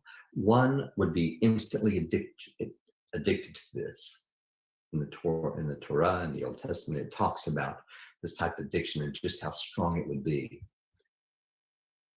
And it is huge. It's pleasure that one cannot understand. There is nothing like it here, nothing at all. To give you an example, though, there is, let's talk about light, pleasure. That's what they call Let There Be Light. That's about pleasure. So this thing called pleasure, this thing called light, what does it say? It says in the Kabbalistic writings that there was a spark of the spark. This light was cut off more and more and more different kinds until it had one final bit of light. And there was a spark of this light that fell out of spirituality and created all of this. That spark of the spark, that energy that your friend just asked about there on Facebook or wherever it was, YouTube. That spark of the spark is called the Big Bang. So it gives you an idea of just how massive, how huge this subject is when we talk about light and when we talk about spirituality. It's a very deep, very, very, very sublime subject, especially with regard to when we start talking about how everything is set up, what these things called light do, and how they change us. The main thing we need to understand, though, is we're talking about relationship here. We have the still, the vegetative, and the animate. All three of those have different forms of desires. And we have speaking. We think of ourselves on the speaking. We are not. We're on the speaking level of the animate. What is the level of speaking? It is only about relationship. That's it. Relationship with God. More? Okay, Abraham, floor is yours. This is another Abraham. I hope this is me you're talking about. Okay. Isn't We do hear you, but then you disappeared. I guess your connection is bad. I hope so. Maybe Perhaps you can. Can you hear me? Yes, Can you we hear me hear you now. Yeah, Can you hear me now? go ahead. Okay. Easy. Sir, I understand that by one sitting of or lecture, I will not understand Kabbalah as a whole. But it seems to me that the foundation, it is the foundation upon which Freemasonry is built. I mean, from what you just told me, this would be what Freemasonry is built upon. In that case, which degree other than a craft degree in Masonry would you consider the principles to be embodied best? We just have to remember that Mike is not.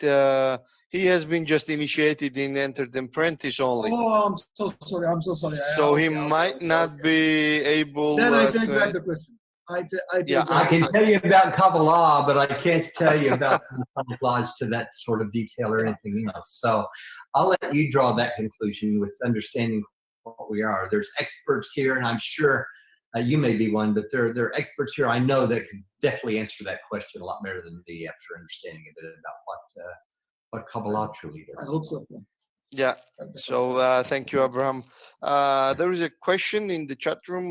Where would you start to study Kabbalah? Book, online, etc. There appears to be a great deal of misleading info on the internet. Boy, is there ever. There's Hollywood Kabbalah. Yeah, they call it Kabbalah, by the way. Hermetic and all that kind of stuff. That's not what we're about at all. What led me to B'nai Baruch was because of the authenticity of it with regard to the lineage from one Kabbalist to a Kabbalist student and further down the line.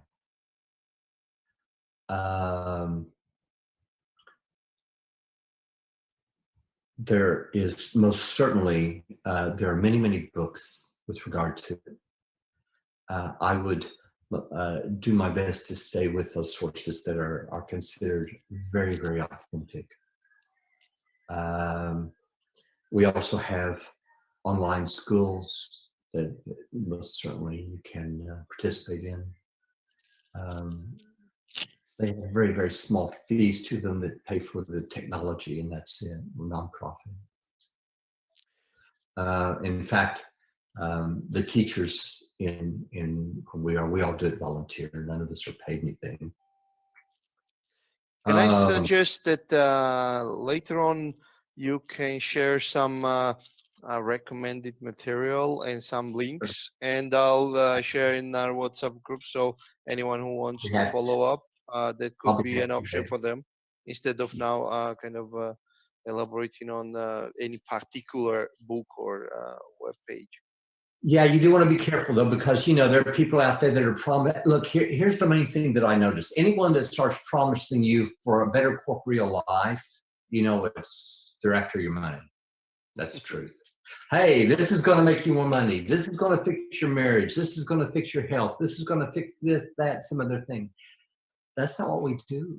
That's not what Kabbalah was ever about, ever. It was only about, not about changing something outside of you, just changing something inside of you.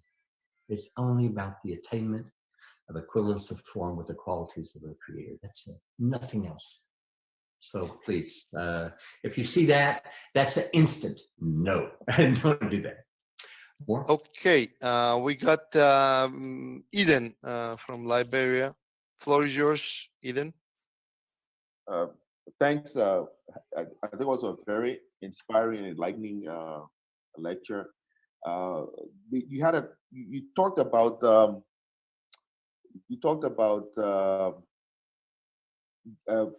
giving and receiving, and you talked about a certain pleasure you get from doing things, acts. I'm trying to relate this to my life and what I've done, and I can remember the first time I went for some charity, or I think with the humanities, where I went and you kind of care for orphan children in the hospital, where you held them and fed them. The first time I did it, there was such a feeling of peace and pleasure I got from doing that. And it had a profound effect on my life in terms of helping people. Is that what you're talking about? Is that pleasure? Is that what you're talking about in terms of experiencing this love that you give to someone else? This is one of great confusion. And I know this is hard for a lot of people. That is not what we're talking about. What is bestowal? It's making an act in which I receive no self-benefit. What you just described was self-benefit. You described this feeling and what you got out of it, this pleasure that you receive from it, this feeling, and that is not it. I've been through this many times with many people that first hear this. Is this what you're talking about? Okay, well, how about if I'm doing this, if I'm doing something that relates to someone else that's a beautiful act for them, you know. And they go the full range. What about the guy? He's in a war, and there are a bunch of kids there, and someone throws a hand grenade in the middle of the kids, and he dives on top of it and takes one for the team, right? That guy. That's not it. Again, that's the hard part. We want to try to. Here's what we need to understand with from the quality of the will to receive. First of all, it's not about an act, even not at all. Is that we exist in this phenomenon. This, think of it like a sea, like water. That's basically called the will to receive for ourselves, the intention for ourselves. It isn't that this is a quality that sometimes comes to me, or that sometimes is there, sometimes isn't. It's like that I'm in the middle of the ocean, and the ocean is the will to receive for oneself. There's no options here at all. So what are we talking about here? How in the world does this ever happen? Well, remember when I was talking with Abraham earlier with regard to prayer? Why? Because, see, this is something that the Creator has to change. I can't. I have no way of doing it. The only thing I can do is develop the proper request for it. Just like if I was in the water, if I'm in the middle of the ocean by myself, I better be able to tread water a long time, right? Because there is no way I can pull myself out of the water. I have to have help. I have to have something to pull me out. And that is that force that I was talking about. This force is only activated, though, through this thing called prayer, this thing that enables and literally causes a huge, massive change in one. Now, the big problem is when we talk about bestowal, what are we talking about?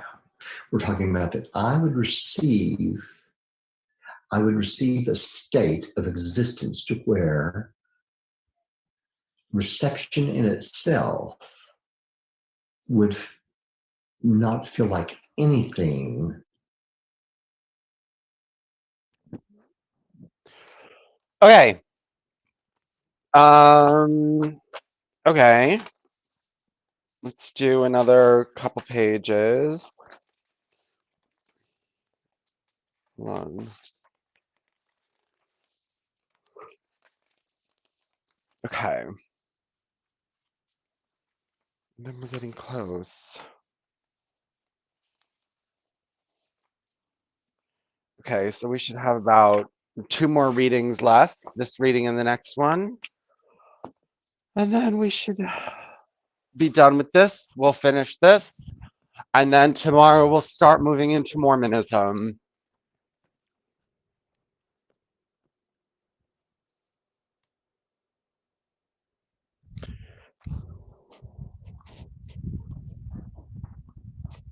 Oh God, I'm gonna have another coffee.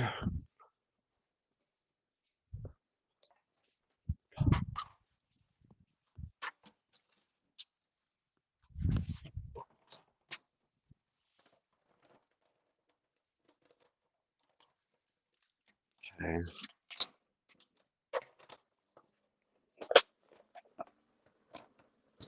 Hold on.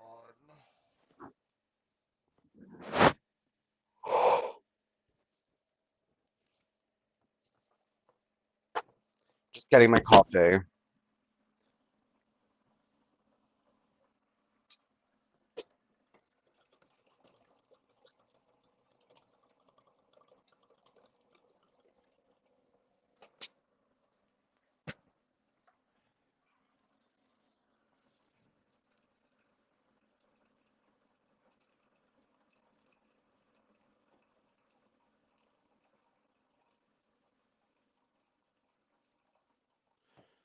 Oh, so my work is going okay.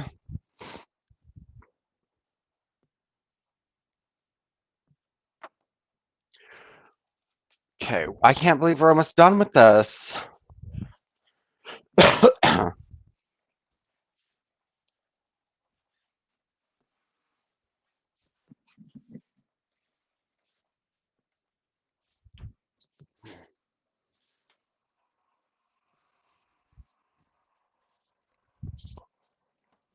Okay. Okay.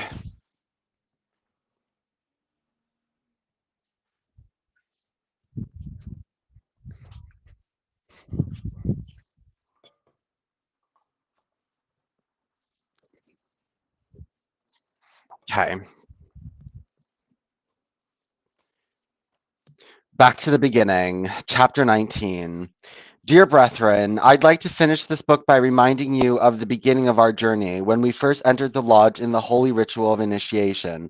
We all remember well what we asked for, light. It is constantly mentioned, we invoke and desire it, and it remains an imaginary concept toward which we strive.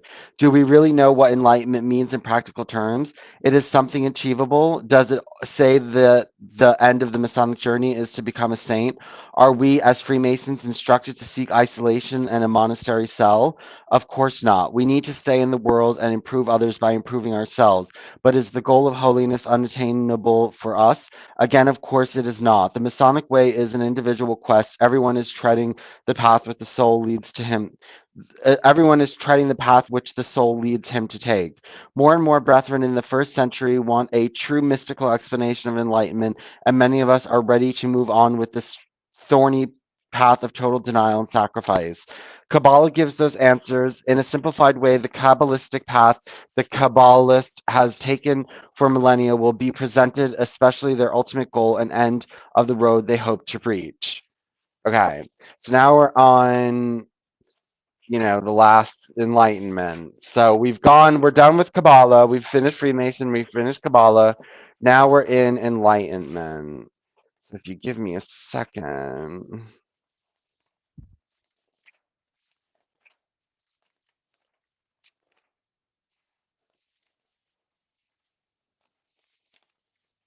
Okay. Kabbalah calls it Ruach HaKodesh, or the Holy Spirit. In order to reach it, the chains of the material world must be broken, and we need to pass through doors that lead to the 99% of reality that a common man is not aware of. This requires a person not to be enlightened, or in plain language, to become a saint and get out of the crowds that stumbles through his life with closed eyes. First, I would like to remind us of the structure of the whole reality and of the human soul. There are 5 worlds that lead from God to man: Adam, Kedmon, Atzult, Bereshia, Yetzirah, and Ashia. Adam Kedaman is the very thought of creation. Atzilut is the closest to God, and it is the world of the tree of life, the 10 gods' emanations, or the Sephro. The human soul is presented in all worlds and consists of 5 parts, 2 of which are not achievable in physical life. Let us remember the analogy with a glass blower. He decided to make a beautiful glass bowl, world of Adam Kadom, and part of the soul, Yekadishta. The blower and the air in his lungs are in the next world, the world of the tree of life, still connected with God, as well as the part of the soul, Chaya. Yet Shida and Chaya are not relatable to the material level of existence. Then the breath of the wind blows, and that part of the soul, Neshma, is for the first time separated from God. Throughout the tube, the blower's breath becomes like the wind, Rauch, spirit, and comes into the melted glass, and Nefresh arises. Nefresh is the part of the soul that is present in the material world, connected with the human body. God has separated Nephrema and breath it and has separated neshma and breathed it into a physical body using raush. In simple terms, of course, so the human soul makes an unbroken chain that connects man directly with God. His mind and breath his mind and breath, the deepest parts of God's being. When God sends direct messages and light to people, he sends them through the spirit Raush. Therefore, enlightenment is called Raush HaKodesh, And in order to connect with this part of our soul, it is necessary to cross the path of 10 sephro, of which the lowest part of neshma consists. We are then in contact with the immaterial world or the heavens, in which we also rise through the soul and are aware of it. This path is laborious, hard, full of renunciations, and above all, man must possess great willingness to walk it, guided by love of God and desire to unite with Him. What enlightenment practically means. Throughout the whole book, there was a talk of raising awareness so that we would understand every life situation as a lesson that comes from God in order to correct our soul. The more we progress spiritually, the clearer the message that arise from heaven are. Sometimes we interpret them well, sometimes we do not. Enlightened enlightened man understands absolutely everything. His personality has changed. He is focused on the height, and events in the material world are crystal clear through the prism of the higher worlds. His perception is sharpened and he can predict the future. Things relating to the physical plane of existence are irrelevant to him. Ego, wealth, suffering, pain, glory, hatred, none of it exists for him. He is directly connected with the heavens and communicates with the spiritual beings who send messages to him, gradually revealing mysteries of the higher worlds and gaining more and more knowledge about them and life wisdom. In this achievable Is this achievable for every human being? Yes. The words of the prophet Elijah are most often quoted in many spiritual books as confirmation of this claim. Quoted is, I call on heaven and earth to testify that to every man, whether he is a Jew or not, a man or a woman, slave or free, if he acts justly, Rout HaKodesh will descend on them. How to achieve enlightenment. With great devotion, a person can come to possess great knowledge. However, there is something called granted enlightenment. It is enlightenment in which God has judged that a man deserves his help because of his deeds, and God sends the wisdom, knowledge, and mysteries of the higher worlds using messengers who may be different. There are either angelic beings, souls of deceased saints or prophets, or in the purest form, the light received directly when the soul connects with its roots in the heavens. To do this, decades of hard work and preparation are needed. An Ironman triathlon is a sporting competition that tests human body to the limits. It includes 2.4 miles of swimming, a bicycle ride of 112 miles, and a marathon of 26.22 miles. All this without a break, with only 16 hours and 50 minutes at your disposal. Every year, many men and women manage to finish it, and the world record is less than 8 hours. We can only imagine what sort of sacrifice is needed in order to prepare and execute this superhuman undertaking. A commitment to Iron Man is a child's play in relation to Rout HaKodesh. We know the physical body is needed and physiology, while in the purification of the soul, we should work on something we are not aware of. I would give only a small indicator. Early Kabbalistic saints performed the ritual of meditation 3 times a day, an hour of preparation, hour of meditation, an hour to recover, 3 times a day, every day for 9 hours. It is one kind of training the soul in order to gradually perfect concentration and so that the soul can overcome the physical body. Here comes a practical description of the path to enlightenment. The first step is immense love and awe for God that leads to readiness for enormous denial in order to become one with Him. This is a prerequisite. Then there is a sincere repentance for all the sins committed that led to the soul being stained, with the oath that none of them would be repeated. The next step is purification of the soul. This implies everyday work for many decades and dedication that lasts all day and relates to every aspect of life, from purity of thought, prayer, and blessing to meditation. It is essential to strictly adhere to God's commandments in everyday life and to avoid what God has banned. Time to study the Torah must be set aside, and every night after midnight, Kabbalists wake up to learn, celebrating Shabbat as their life routine. It is necessary to avoid excessive words and talk as little as possible. One should take particular care not to gossip or judge other people. It is terrible impurity for the soul. One must isolate oneself as often as possible from the environment and other people. Food must be reduced to a minimum. Behavior must be modest and humble. One must not have outbursts of anger and depression and dissatisfaction have been defeated. Love for the life partner is demanded, as well as strictly avoiding even impure glances towards other members of the opposite sex, and so on indefinitely. All this belongs to the technology and physiology of the soul. In Talmud, this is defined as precise. In Talmud, this is defined in precise order as the great Kabbalist Moshe Chaim Luzzatto translated it into a book, Path of the Just, which is a practical guide to enlightenment.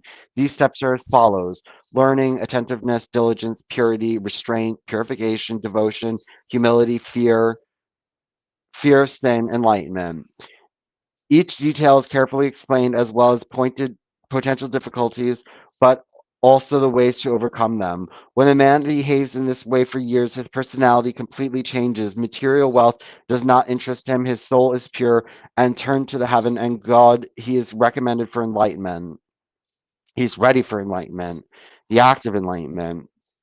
Rauch HaKodesh does not happen in one act. Inflows from above occur gradually. In the beginning, message and knowledge are simpler in order to discover the ever increasing mysteries of the higher worlds. On the day of enlightenment, which is performed around midnight, the saint is fully devoted to the study of the Torah and meditation. In the end, ritual bathing is performed as an act of purification. One gets dressed in white clothes and isolates oneself from other people. The act of enlightenment itself takes place through meditation, whose significance is essential and present and presents a special topic for a whole book.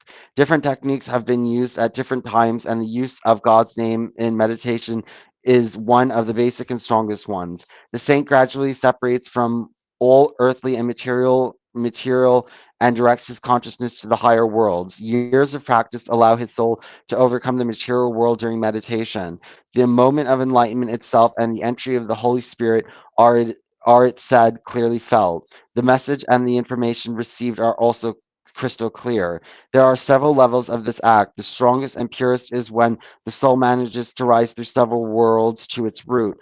The pure and supreme light then passes through the soul of the saint, and he receives unexpected wisdom and knowledge of the secrets and mysteries of the heaven. The second level is when the spirit of prophet Elijah starts speaking to him and gives him the knowledge. Shimon bar Yochai was thus acquainted with the writings of the Zohar because the prophet spoke to him every day.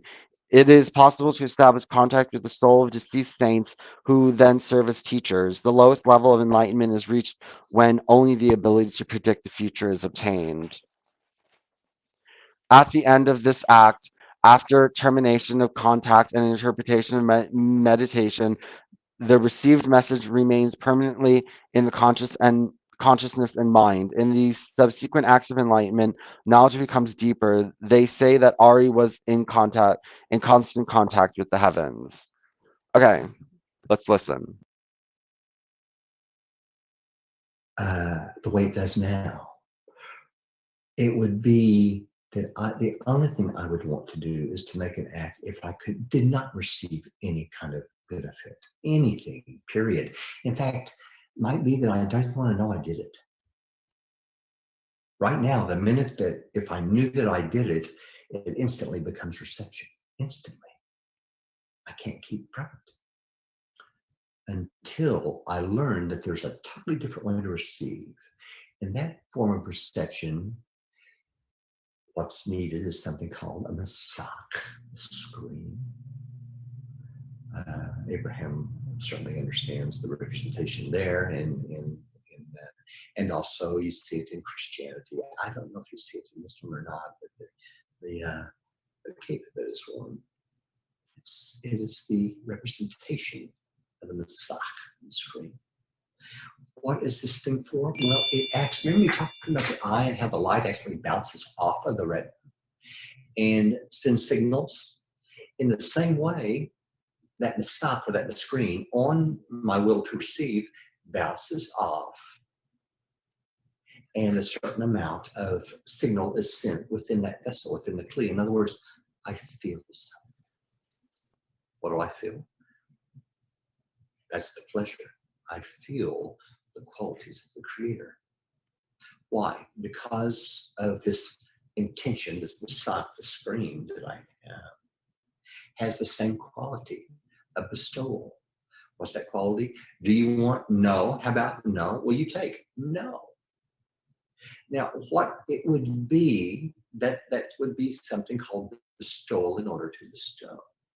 What would receiving in order to bestow be? It would be, do you want? No. Will you take? No. How about this? No. Will you take it to pass it on to someone else? Ah, that I'll do, like a mother. So it's the act of the mother, bestowal. How about in the womb? A mother doesn't know that she is receiving. What's the difference? No. Why? Because it's in her nature to do that. It's natural. This is something completely, totally unnatural that one has to attain, not something that you're born with. More? And then you want to follow up with your question? No, I'm fine. I still Okay. have a lot to do. I learned about it. I think I'll have to take one of those classes to get more into it. Well, step by step, we have to attain those things. Yes. It doesn't come with the birth. No. We got question from the chat. Josen is asking, where does the tree of life fit into this? Is there any similarity of the tantric, Hindu, Buddhism, Jainism chakra scheme? Chakras, no, nothing like that. But the Tree of Life was written by the RE. Now, it's had a lot of perversions and lead off in all sorts of things. But let's talk about the Tree of Life. It's a this, what I described initially, this process of correction, where we had the initial thought of the Creator to bring contentment to His creatures. This initial thought, this is the source, the start of everything. The part of the Creator that's actually the influence, the light. In other words, it's the initial intention of the Creator to bring contentment to His creatures. It has a different name, Keter. There is a second part of this process, remember, where what does the light do? It builds the will to receive and it fulfills it, remember? That is called Hokmah. Then there's another evolution to where the light stops receiving because the light actually wants to become like the Creator. This is called Bina. Then there is, so it does it has no ability to do that, so it stops receiving. That's the next best thing it can do, and then begins to calculate, how can I receive and still, how can I bestow and receive? What would that look like? And develops this idea of receiving in order to bestow. That is called Zier and Pin. And finally, there's a final state where it has received in order to bestow, and now it enjoys both the initial pleasure the Creator had for it and this something from nothing that's been created, this second pleasure of being like the Creator. The desire for that we call the soul. So that state, that final state of the will to receive, the fully developed will to receive, is called Malchut. So what do we have? We have Keter, Hokmah, Bina, Zeir Anpin, and Malchut. Now Zeir Anpin has 6 other parts to it. They are called Hesed, Gevurah, Tiferet, Netzachot, Yisod. Hesed is like Keter. Gevurah is like Hokmah. Tiferet is like Bina. Netzach is like Zeir Anpin, and Hod is like Malchut. And Yisod, meaning foundation in Hebrew, is like the mixture, like a salad that mixes them all together.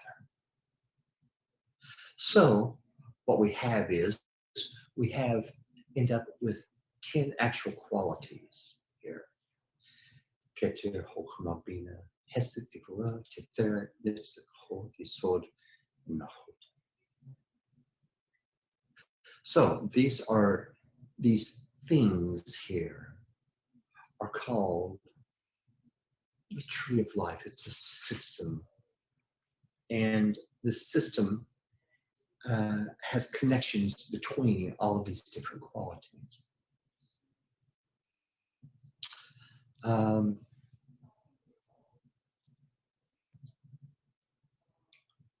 When we study this, and there's a huge, massive work on this called Talmud or Sefirot. If you haven't ever heard of that, anyone that's interested in it, it's an incredible work. Main problem is most of it's in Hebrew. We had translated something that you really can't translate things super duper accurately. And mean, just can't. You have to know it in Hebrew. So it's in fact, almost everything is like that. The entire Torah is in ancient Hebrew, which, as Abraham brought up earlier, you can't even call it true Hebrew like we know today, modern Hebrew.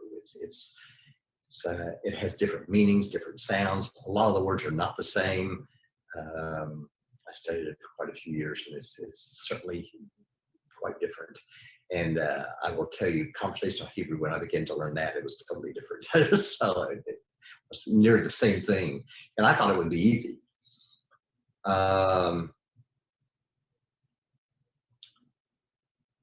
What you're really looking at is you're looking at a way to describe using terms that you would not normally want to confuse with something corporeal. I don't want to use those terms. For instance, this whole Kamami wisdom, it does in Hebrew. But I don't want to confuse thinking it's the wisdom that we have here. It's not. It has nothing to do with this wisdom. Why? Guys, wisdom here is based on one thing and one thing only. I will to receive for myself. We call that wisdom. Understanding the same thing, knowledge, dot. It's the same thing. You can't confuse it with the terms that we use in our everyday life, because they don't mean the same thing. More? Any other questions? Sure. Josen, you wanna? If I can, Yes, if please I can do jump so. in for 1 second. Oh, There's yeah, a Abraham. literal translation that seekers of Kabbalah, people that want to learn about Kabbalah, so when we begin to literally translate Hebrew words, you get one meaning, but then as you said, and so correctly, that you cannot just take the literal translation of a word like Chachma, Bina, and Das and apply it to the overall picture of understanding. And if I could just make a quick point to Eden, the act of charity, it must be a selfless act, because if you're doing an act of charity to receive pleasure from it, or to receive gratification that knowing that you just made an impact on somebody, while it's a very noble and great thing to do, it's not completely selfless. And what Mike was saying is that to apply a Kabbalistic, the Kabbalistic point to it is that the Kabbalah wants us to do these things selflessly, without any reward, without any expectation of reward, acknowledgement, or accolade. So I don't want to take up the floor. Josen, you wanted to follow up? Nothing much. I just got the answer, because I was a bit suspicious, because if you take the tantric chakras, you have the different levels, something like a tree of life, and final thing is different energy fields, which finally opens up your third eye, which is the self-realization and the unity with the Almighty. So I was maybe some relation, I thought. Anyway, thank you. Thank you, Josen. We have David Felty. Floor is yours. I saw your question in the private chat, so I guess you will be able to ask that question yourself. Yeah. Yeah, please go ahead. Just trying to line up a string of pearls here, what I know, to bounce it off of what I don't know that you've said today. Plato, Socrates talked about how you cannot see beauty in the world unless you have beauty in the soul. The medievals called that the theory of adequation or adequatio, that the subject had to be adequate to the object for knowledge to occur. Now, my first introduction to esoteric studies was through Owen Barfield and his writings, a student of Steiner and anthroposophy, where he talked about, Barfield basically talked about what he called an original participation of the subject in the object, and then an alienation that occurs, and then a final participation where this occurs again, but with self-awareness, with the awareness that it's happening. Is that a parallel or is that a cognate with how you are explaining Kabbalah? In a very, very generalistic manner, yes. And in fact, if you walk into St. Louis, Missouri, into the museum, St. Louis Museum, there's a huge, massive museum. You'll see a display down below. It's, strangely enough, it's a bunch of glass at the bottom. This was, it's called the breaking of the vessels. And what this thing called breaking of the vessels was, well, we start looking at the story of Adam and Hava, Adam and Eve, not as we learned it in the Bible as personalities, but rather as pieces of an entire soul, meaning a intention to bestow with a will to receive, a feminine aspect and a masculine aspect to it. This masculine aspect, it says that Adam was created circumcised. What does this mean? It means that he had no will to receive. He was in this state of I don't want to receive anything. I only want to bestow, and leave me alone and let me want to bestow. I enjoy being in the state of the desire to bestow.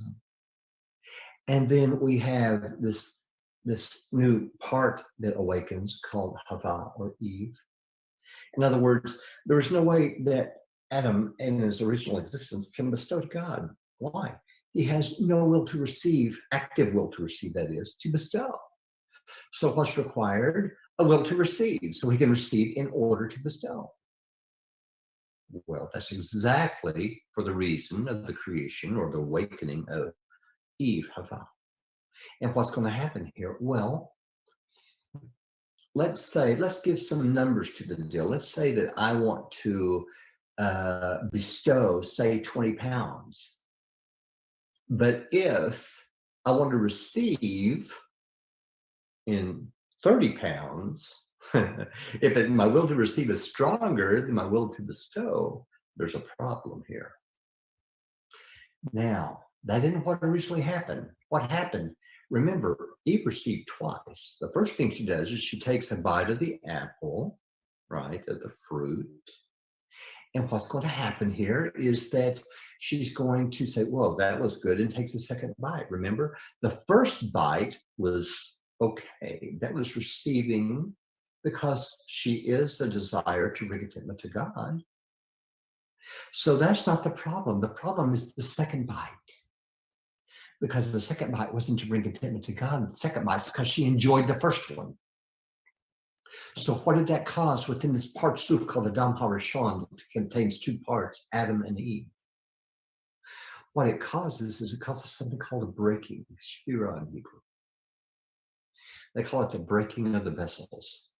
What is the breaking? Well, that means that Adam, this desire to bring contentment to God, broke. It broke initially into 600,000 pieces and just kept right on breaking all the way to 7.5 billion today. Part representing will to receive, part representing will to bestow. They're acting like will to receive. It is the reunification and the correction of these pieces is what we're actually talking about. This is everything. Thank you. You bet. Thank you, David.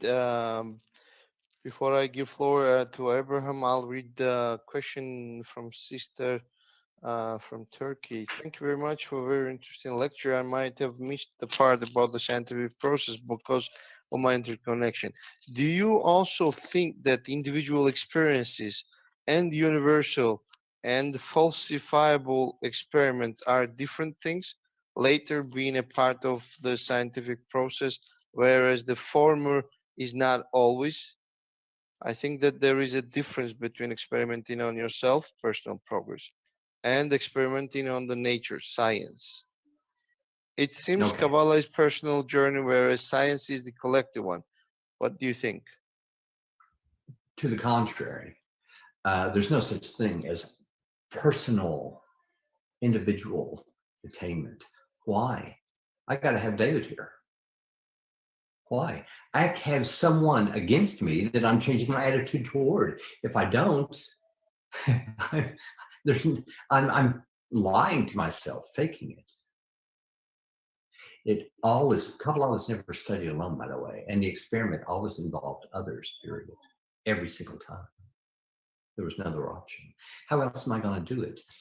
What am I going to say here? That I'm going to change my attitude just toward the Creator? Well, I can't do that. Why? What Creator? I need something that's real. I need Abraham, right? I got to have him in order to change against. It isn't that I can do this through some individual practice. All of Kabbalah occurred only from the time of Abraham on. Always occurred in groups, including Abraham. Yeah, we're talking about Abraham in the Torah. Always, always, always. Very important part. Thank you. Mhm. Yeah. Okay, let's finish this and then we'll watch the rest of this, which there's about 45 minutes left. Okay, so we're on the last chapter, and then after that is only the forward, the afterward. So let's read. There was an enlightenment. This is 21 prophecy. There was an enlightenment that was as much high. There was an enlightenment that was at a much higher level than Raku Kadesh, and it was prophecy. And it was prophecy. The prophets established direct contact with God Himself and received messages from Him. They were considered God's messengers, but they also had the ability to direct spiritual energy from God into the material world. After the exile and demolition of the first temple, the prophecy was limited to the narrowest circles. Secret societies kept this tradition, and over time, they made a command that only one person in a generation could be trained. The period of prophets was replaced by the rabbinic period and the writing of the Talmud, and at last prophets transmitted their secrets to rabbis who took part in the creation of this sacred book. Thanks to Kabbalah, during the 2 millennia, one of the prophetic secrets had been carefully preserved, and in that context, I would like to mention the book Shari Kedusha, The Gates of Holiness, perhaps the most mysterious text of the new era. It was written by a student of Ari's, the great Kabbalist Chaim Vital, who in fact wrote down the preserved all Ari's teachings. In this book, we find methodology of the rise of prophets through the seven chambers of the spiritual world to God. The book sounds like a fairy tale. It has precise descriptions of the prophetic book. At the door of each of the seven celestial chambers, there are various hierarchies of angels who guard the port of entry. The names appear and passwords are given, with the prophets have to say to move forward. However, those who tried it were mostly punished by death because they were not pure enough and worthy. Interesting and incredible writings. What the prophecy looked like. Everything that was said before enlightenment is also valid for prophecy. The incredible degree of purity of the soul is required. In schools of prophets, masters taught their students secrets and separations from the limitations of the physical world. Special prayers were used, and the most important role was played by special methods of mediation. Unfortunately, the prophets had hardly left any of their secrets. So little is known about concrete methods. In the Bible itself, there are no preserved testimonies of their mysticism. What is certain is that meditation were directed toward the Holy Temple. In the Holy of Holies, there stood the Ark of the Covenant, on the lid of which were the cherubim. Their role in prophecy was enormous. God directly instructed Moses what the Ark and cherubim should look like, and said that that he would address them. At the highest spiritual levels, the tree of life was kept by heavenly cherubim, special angels. The earthly ones were their counterparts, and divine energy was generated between them. The prophets kept this space in mind during meditation. The very act of prophesying is very complex. Visions were experienced in a great trance, with the body of the prophetic tremblings and falling to the ground. Preparation was also specific. They had to be in a good mood, so the ritual often started with the music that was considered to be language of the soul. The prophets would start to meditate, and the goal was to separate the mind from all physical influence. In this way, the soul was gradually elevated through several worlds and emerged with its root in the place where it was connected with the Sephro. Then, along with the light of tree of life, the soul rose to God and obtained a vision. This vision was received through their spiritual senses. Then the process of descending through the heavens to the material world took place when the acquired knowledge was transferred to the physical sense. A special and unique way of prophesying was the one of Moses. His soul was unrepeatedly pure, and his body was almost transparent from purity. So he did not need to translate the revelation on the physical plane. By isolating himself in the desert, he brought himself to that level of separation from the material world that he did not have to eat or drink for days. All other prophets were below him. The degree of their understanding was very different because the root of their soul was at different levels in the spiritual world. After the demolition of the temple, the prophets could not take the soul to the level of their predecessors. However, their insights were so strange that after 2,500 years, they had incredible strength and message. The most famous vision of Ezekiel that happened during the exile, for example, after the demolition of Solomon's temple. On the basis of his vision, the Kabbalists mostly built their learning of the higher worlds, and Ezekiel's vision now serves as a prototype for understanding prophecy in general. A section on the previous pages of this book is described when God instructs Ezekiel to resurrect the dead. He gradually rose to the heavens and accurately described what he saw in different worlds. He saw angels of the material world and angels in the first spiritual world, different from each other. Then he saw the throne in the third world and God sitting on it. The level of enlightenment that the prophets had has been lost. However, the level of Rauch HaKodesh is available even now. It is said that prophecy would return to the time in the time of the coming of the Messiah. In any case, all the essential enormous love for God and readiness for unthinkable renunciation from everything material. Again, I ask the question of this as a Masonic path, and with certainty I say it could be. We received the instructions on the third degree that everything that is material in us must lose its meaning, must literally die, in order to be born again in the spirit. So, brethren, walk up straight down your own path and strive to bring at least some light into your soul every day. If each of us does this all the time, all mankind will shine. Okay, now the afterword, and then we're done. I would end this book with most beautiful words I've read about Kabbalah and Freemasonry from Paraclesis. All of you who see land beyond the horizon, who read seated hidden missives and books, who seek for buried treasures in the earth and in walls, you who teach so much wisdom, such high arts, remember that you must take unto yourselves the teachings of the Kabbalah if you want to accomplish all of this. The next one is from William Preston, Illustrations of Masonry. When its rules are strictly observed, it is a sure foundation of tranquility amidst the various disappointments of life. A friend that will not deceive, but will comfort and assist in prosperity and adversity. A blessing that will remain with all times, circumstances, and places, and to which recourse may be had when earthly comforts sink into disregard.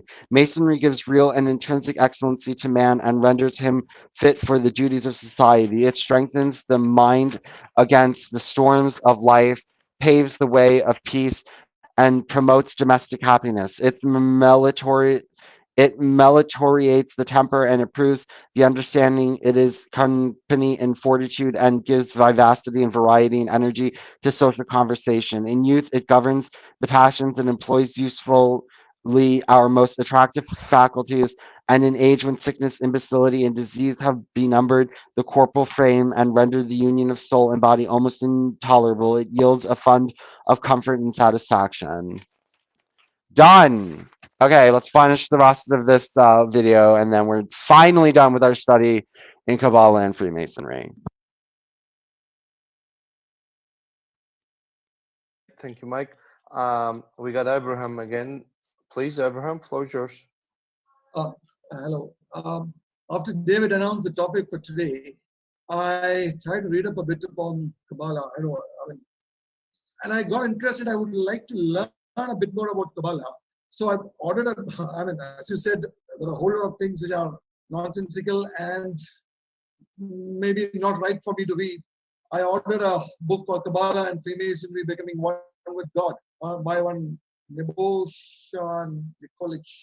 and translated by Igor Salunak. Oh, he bought the book we just finished reading by Nikolic, Freemasonry and Kabbalah. Kabbalah and Freemasonry. He read it, or he's going to read it, or he read it. How old is this? 2 months ago, so maybe he read it. Would it be a good book to start reading, or could you tell me how I could learn more about Kabbalah so that I could relate it to Freemasonry? I have not read those books, so I have no idea what those books say. I really study.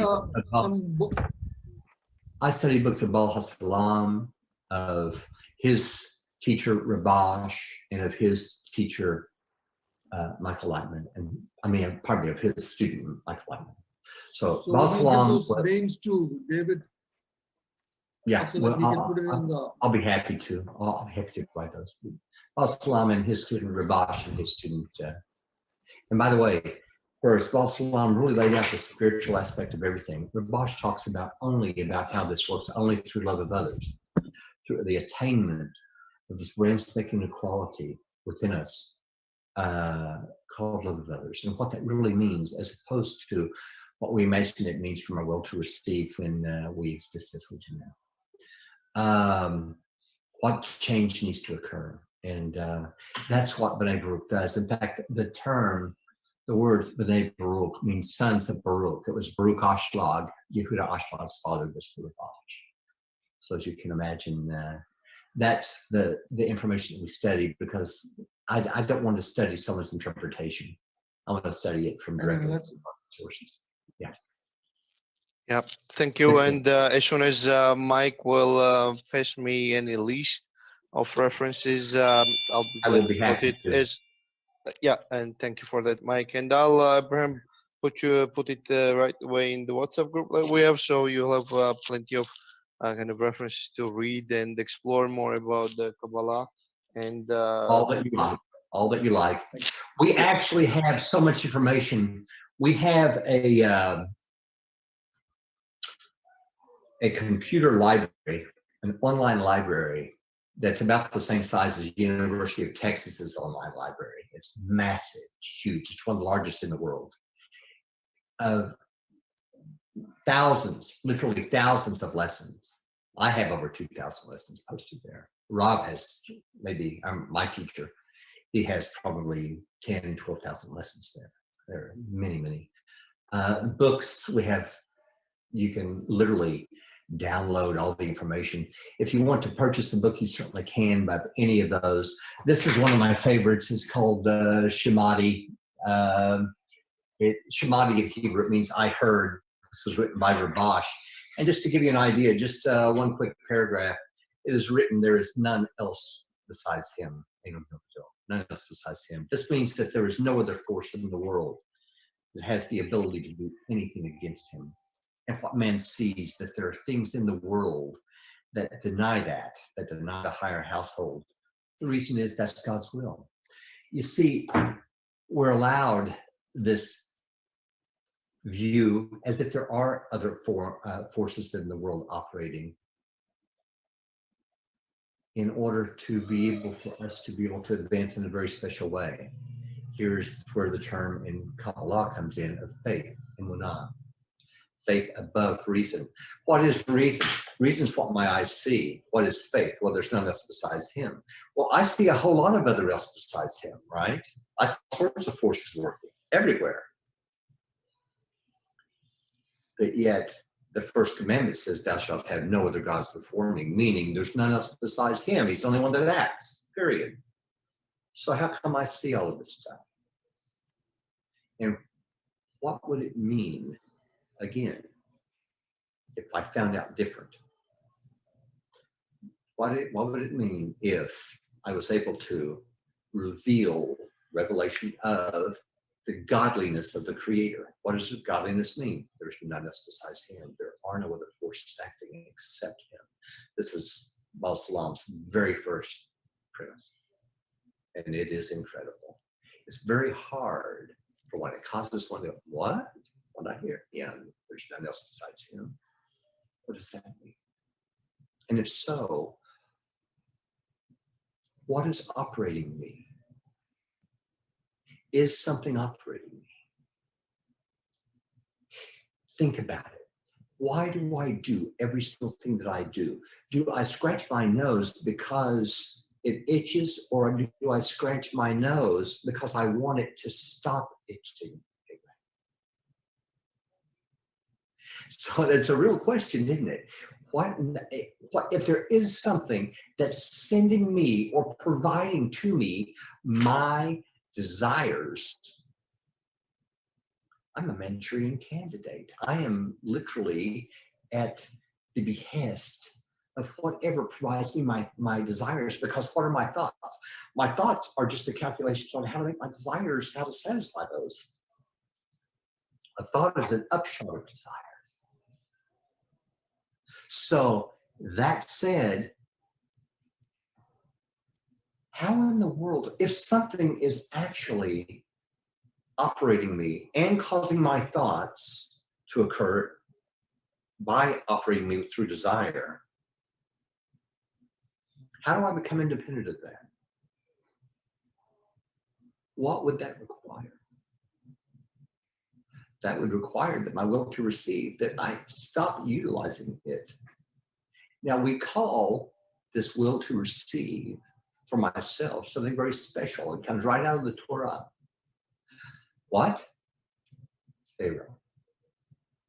Egypt, the will to receive for myself, Pharaoh.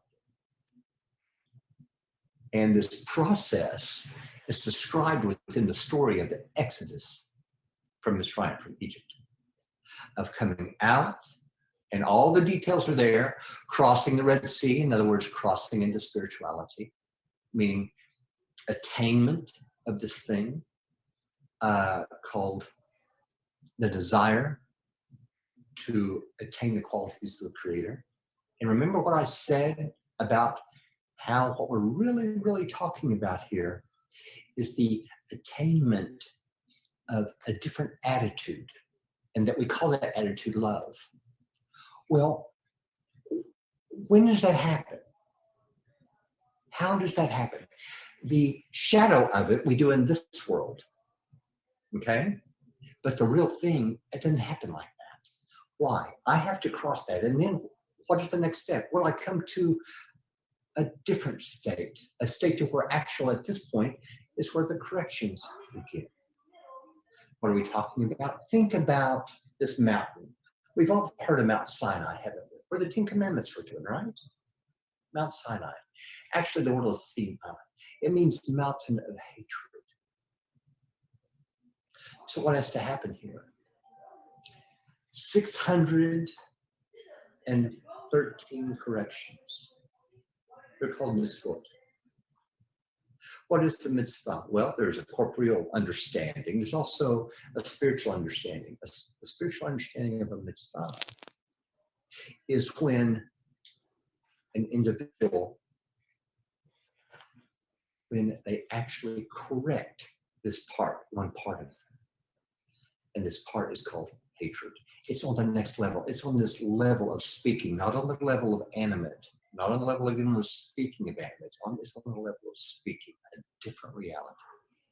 And what does that mean? It's the correction of something called unfounded hatred. It's not the hatred we have here. The hatred we have here, we have reasons for. It's got ran into my car, he's a drunk driver or something like that, right?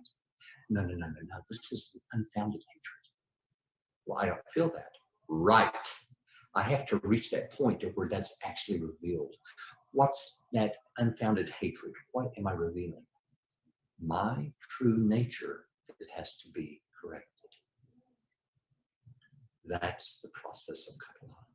The correction of that thing called the will to receive. So how is that done?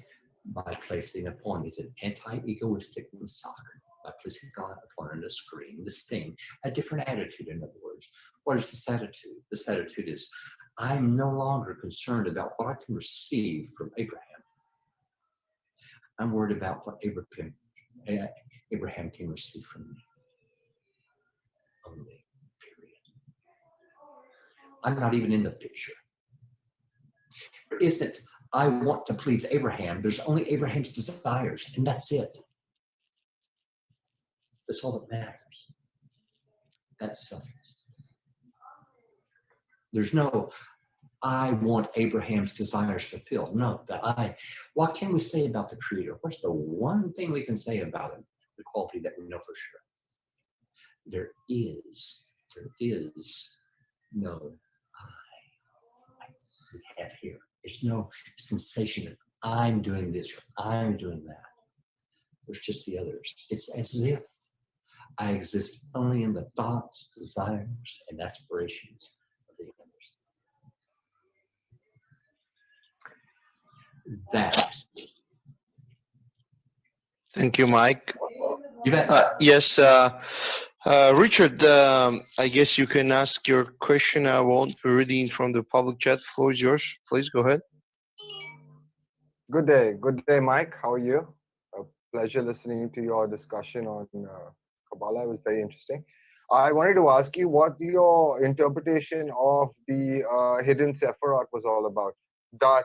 And I also wanted to ask you a very simple question about its association to Archangel Uriel, because Archangel Uriel is essentially, is it the same representation in Dot, or is there some other representation? Because there are, as you said, there are multiple different forms of Kabbalah. So you have Kemetic Kabbalah, you have the Hermetic Kabbalah, then you have the Christianic Kabbalah. So every single one of them has their own version.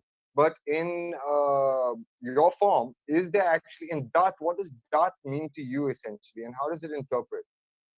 If you could give me an answer to that. Sure can.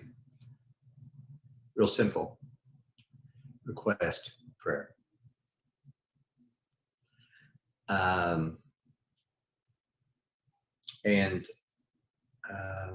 With regard to different forms. By the way, that's why Dot changes position. That's why it moves. It's going to move like a coin. It's like a coin. It has an upper version and a lower version. Correct. Correct. Well, yes, both are. One is the request in the lower, and the other is the request in the upper. Yes. So as not to confuse, probably it's best to leave it there. But what you're talking about, yes, there are many interpretations. There is Rosicrucian, and there is the Hermetic Kabbalah, all the things that you're talking about. For me, I had to have the original. You know, now some people are attracted to that, and that's fine. And when they come to me and say, "Hey, this is what I study," I tell them, "You should study it. You should go, you know, and really put yourself into it. Come back and tell us how it worked for you. Did you achieve what goal? What goal were you after achieving? And what goal did it have? And whatever goal it had, were you able to achieve it?" That's the most important part. So, you know, same as religion. I have people come to me and say, "Well, do I have to be in a certain religion, Christian, or what, something like that? Do I have to be in the Jewish religion, where what I study almost all of it's represented in the Jewish tradition?" I grew up in a Christian church. So, what's the story there? This isn't meant for one specific person now. It's meant for everyone, period.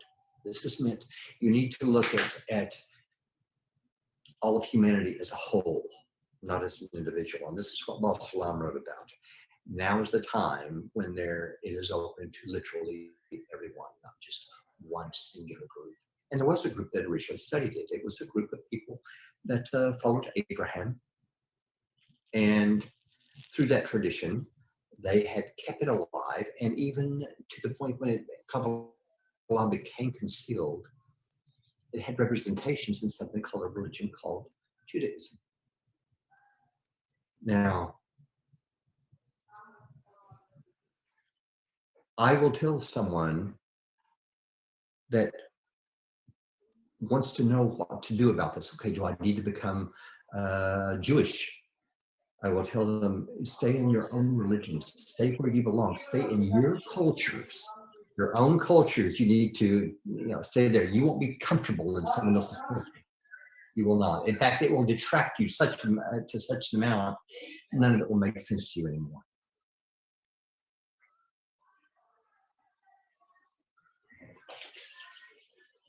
With regard to the other forms of Kabbalah, I've studied them.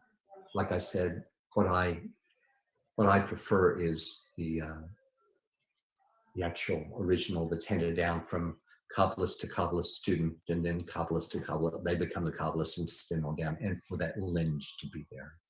Without that lineage, it's certainly not a Kabbalah. I found that. I don't know of other places that teach that form that comes from Yehuda Ashlag, and there may be, and feel free to go out there. More? Sure. Good question, Mike. Richard, thank you. Sure. Thank you, Richard. Thank you, Mike. Abraham is asking any opinions on the writings of Arai Kaplan? No. No. Okay. Okay. There is another question from David Waddington. What is your present situation in the predominant wish of your heart? Maybe the answer is that which may also be sought through Kabbalah. The predominant wish through someone's heart is a reception of pleasure, period. It just is. That's how we're born. We're born as a wild essence. We're born from the will to receive, period. That's us in all forms. And that also includes pleasure through giving. And by the way, no ethical judgments being made here. We're not talking about that. We're not talking about what's right or wrong. And by the way, I do. I get back money to my school. I get back money to, wherever.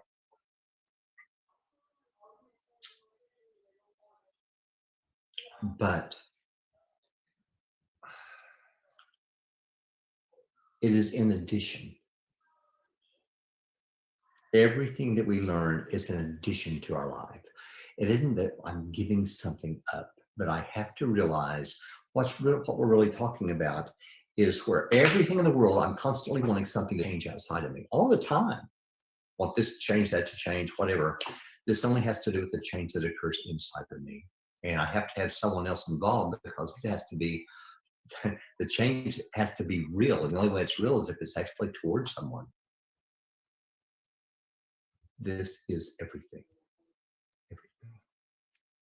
Okay, Abraham had some comments in the public chat.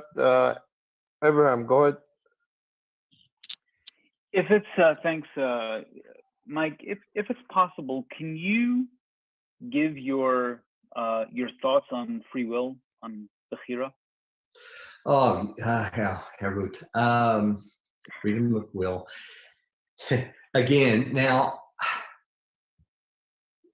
Abraham, you already know, I've been studying for 20 years from Baal Salam. Well, his article, Freedom of Will, it's everything. It actually was the second article I ever read, because the first thing that I said when I first heard this was, now, wait a minute, freedom of will, you're saying I don't have any. Where is my freedom of will? It's real simple. A person has no freedom of will at this point. When does freedom of will come into play? When you have a choice. When do you have a choice? When you're not coerced.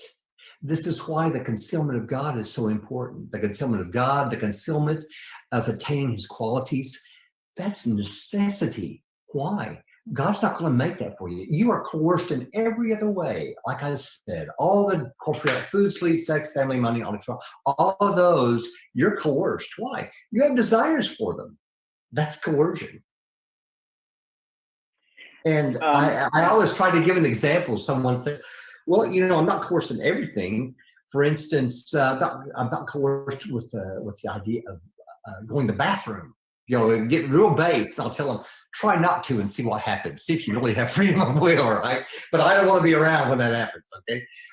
Point being that literally there is no freedom of will except for a singular choice that I have to make. If I have a goal at which I have no desire in any way, shape, or form for it, now I have that goal in front of me. Now I have freedom of will. What in the world can I get out of Kabbalah? Nothing. My will to receive will receive nothing. The only thing that will ever happen, that it will ever give to me, is my change in my nature. That's it. Nothing else. So, where does my freedom of will happen? My freedom of will happens the moment that I'm choosing between whether or not I want to remain the way I am, or whether I want this fundamental change to occur. And knowing it is not going to improve my will to receive one single bit. Now I have freedom of will. Please continue. It's always been explained that the Almighty knows what we're going to choose to do, but He wants us to choose one of those, whether it's good or bad. He wants us to make those choices so we learn from our errors, so we learn to love Him. But think about this too. Think about the moment that I'm learning from an error. What am I learning from? It says that the Creator is controlling me with two reins, right, of the horse. Baal Shem Tov spoke about this. At length, he's got two horses. What are they? Two reins. What are they? Pleasure, suffering. The fact of the matter is, it's still coercion there. So the real question is, when does it not become coercion? And I'll tell you when it really, really doesn't. When one has exited the will to receive, because that's what has to happen here. When one has exited the will to receive, and now they have a different choice. The choice is between either I want to attain pleasure of revelation of God, which is now at his fingertips. Now he can have it and he knows how to get it. Or I simply want to be God's servant and I don't want any revelation of God. What did Moshe do? What did Moses do? Hid his eyes, right? So same question to Moses. Do you want revelation of God or do you want to be God's servant? That's what ends up, that's the choice one ends up coming to. And by the way, he's not going to get a darn thing out of being a servant, but, and he'll get a lot out of revelation of God. Only problem is you lose it all, too, just like that. Spirituality, you lose everything the moment that you have an egoistic choice. But at least you have a choice here, a true choice. There's no choices. It's all controlled. Do I want to buy the red car or the green car? It's all based upon whatever feels the best to me at that time for some other practical reason. But he already knows what color car you're going to buy. Already done. The choice is already made. I have no options in the deal. It's already done. Choice has already been made before it ever comes down. You're exactly right. Anyway, I strongly suggest there is, in fact, I'll send the link for you, Abraham, for the article, Freedom of Will. I think you'll really enjoy it. And I'll send that to you, David, and then you can pass it on to everyone. Okay? Sure, I will. You'll love it. It's great. Okay. We've been on the air almost 2 hours. Not almost, but over 2 hours. So before going on, I'll ask Mike if we have 5-10 more minutes, unless if anyone wants. Would you to give me ask it. just a couple minutes here, or maybe 30 seconds? I'll Sure. be right back, okay? Sure. I've had Sure. all this water. I just need to just real quick break, if that's okay. You don't have free will, so go ahead. You have to obey.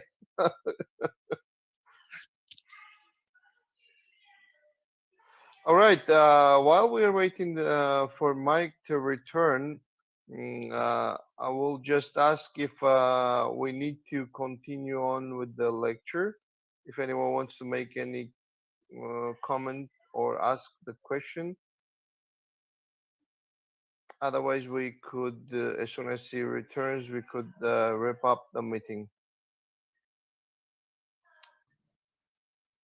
I would like to thank you for the opportunity to attend and to get along, but I'd like to talk to you later on a different subject, David, okay? Sure, sure, sure. Okay, thanks very much. Yeah. Gotta go, guys, bye. Okay, you want to talk here in the Zoom, or should we talk over WhatsApp, or how do we communicate? How you would prefer? It would have to be a personal between yourself and myself. If I can. Okay, understand. Then what I'm gonna do I have your email? If you want to write it down, I'll give it to you right now. Okay. Why don't can you not to be mistaken, can you write it in the chat room, in my private chat room? Right now. And I will send, after the lecture is over, I will send right away the new link for the Zoom meeting, and you can log in and we'll have a private talk.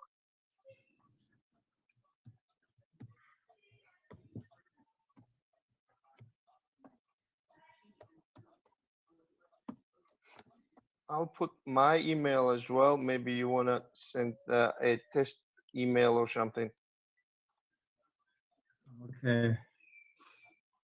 And that is my phone number, just in case. And if you use WhatsApp, there'll be WhatsApp number as well. There it is.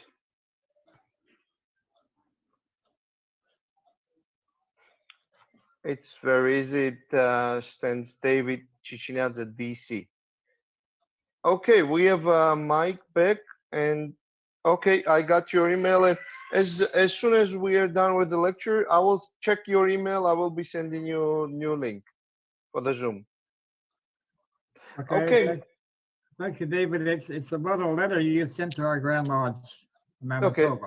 Okay, understand. Okay, let's talk about yeah, in private. One last thing. I'm the chairman of fraternity relations. That's what I want to talk to you. Okay, understood. Okay. Gotta go. Bye-bye. Okay, bye for now. Okay, Michael. I asked if there was like final call. If anybody wanted to ask any more question. I don't see any hands up. I don't see any questions in the chat room. I checked YouTube. I checked WhatsApp. Just received a lot of compliments and thank yous and appreciation for a very interesting lecture, very insightful.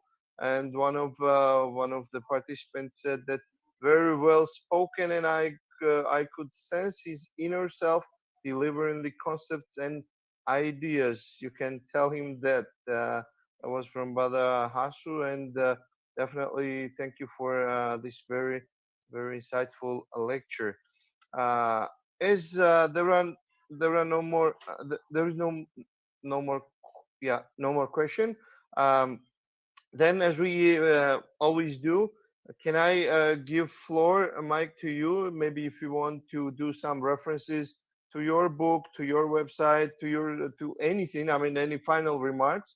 It is being recorded, and it's like for future generations, other viewers to see, and maybe you want to leave something like a last message for this lecture.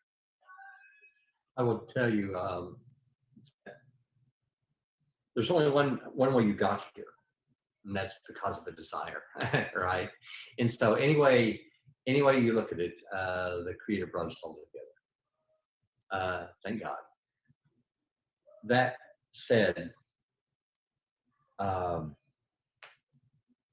we can see what's happening every single day in nature.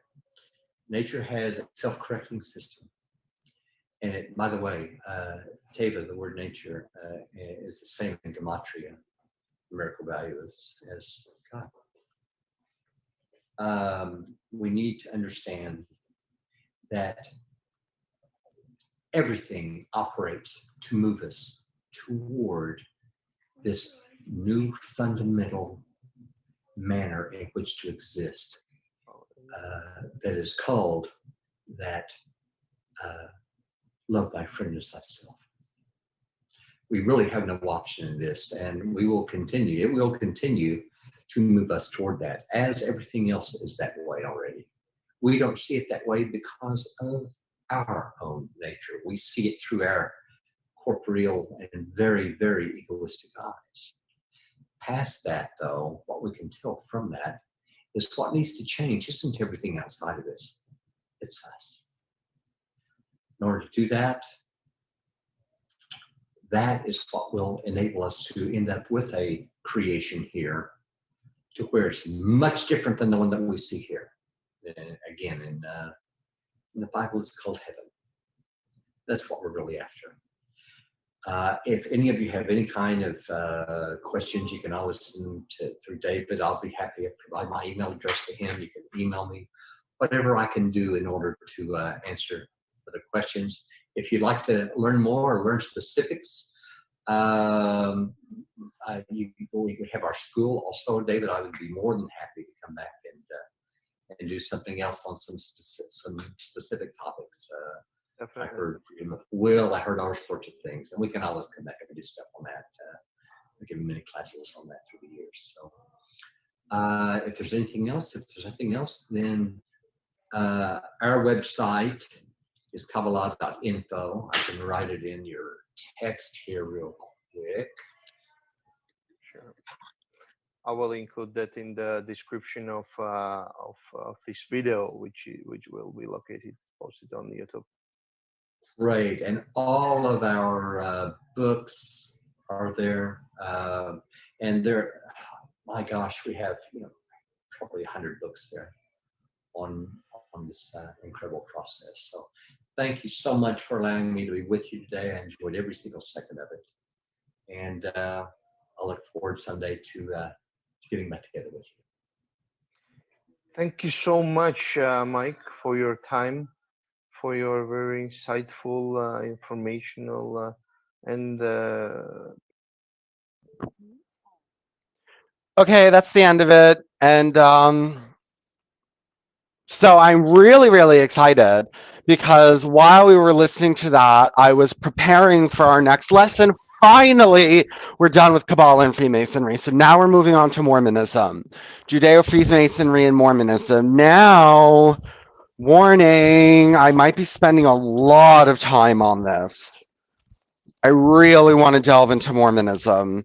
And now that I've learned all this Kabbalah, and now we're going to be learning Masonry and Kabbalah. I mean, not Masonry, Mormonism and Kabbalah in conjunction with Freemasonry. So that's the next thing. I have a feeling it's going to take even longer than this. Yeah.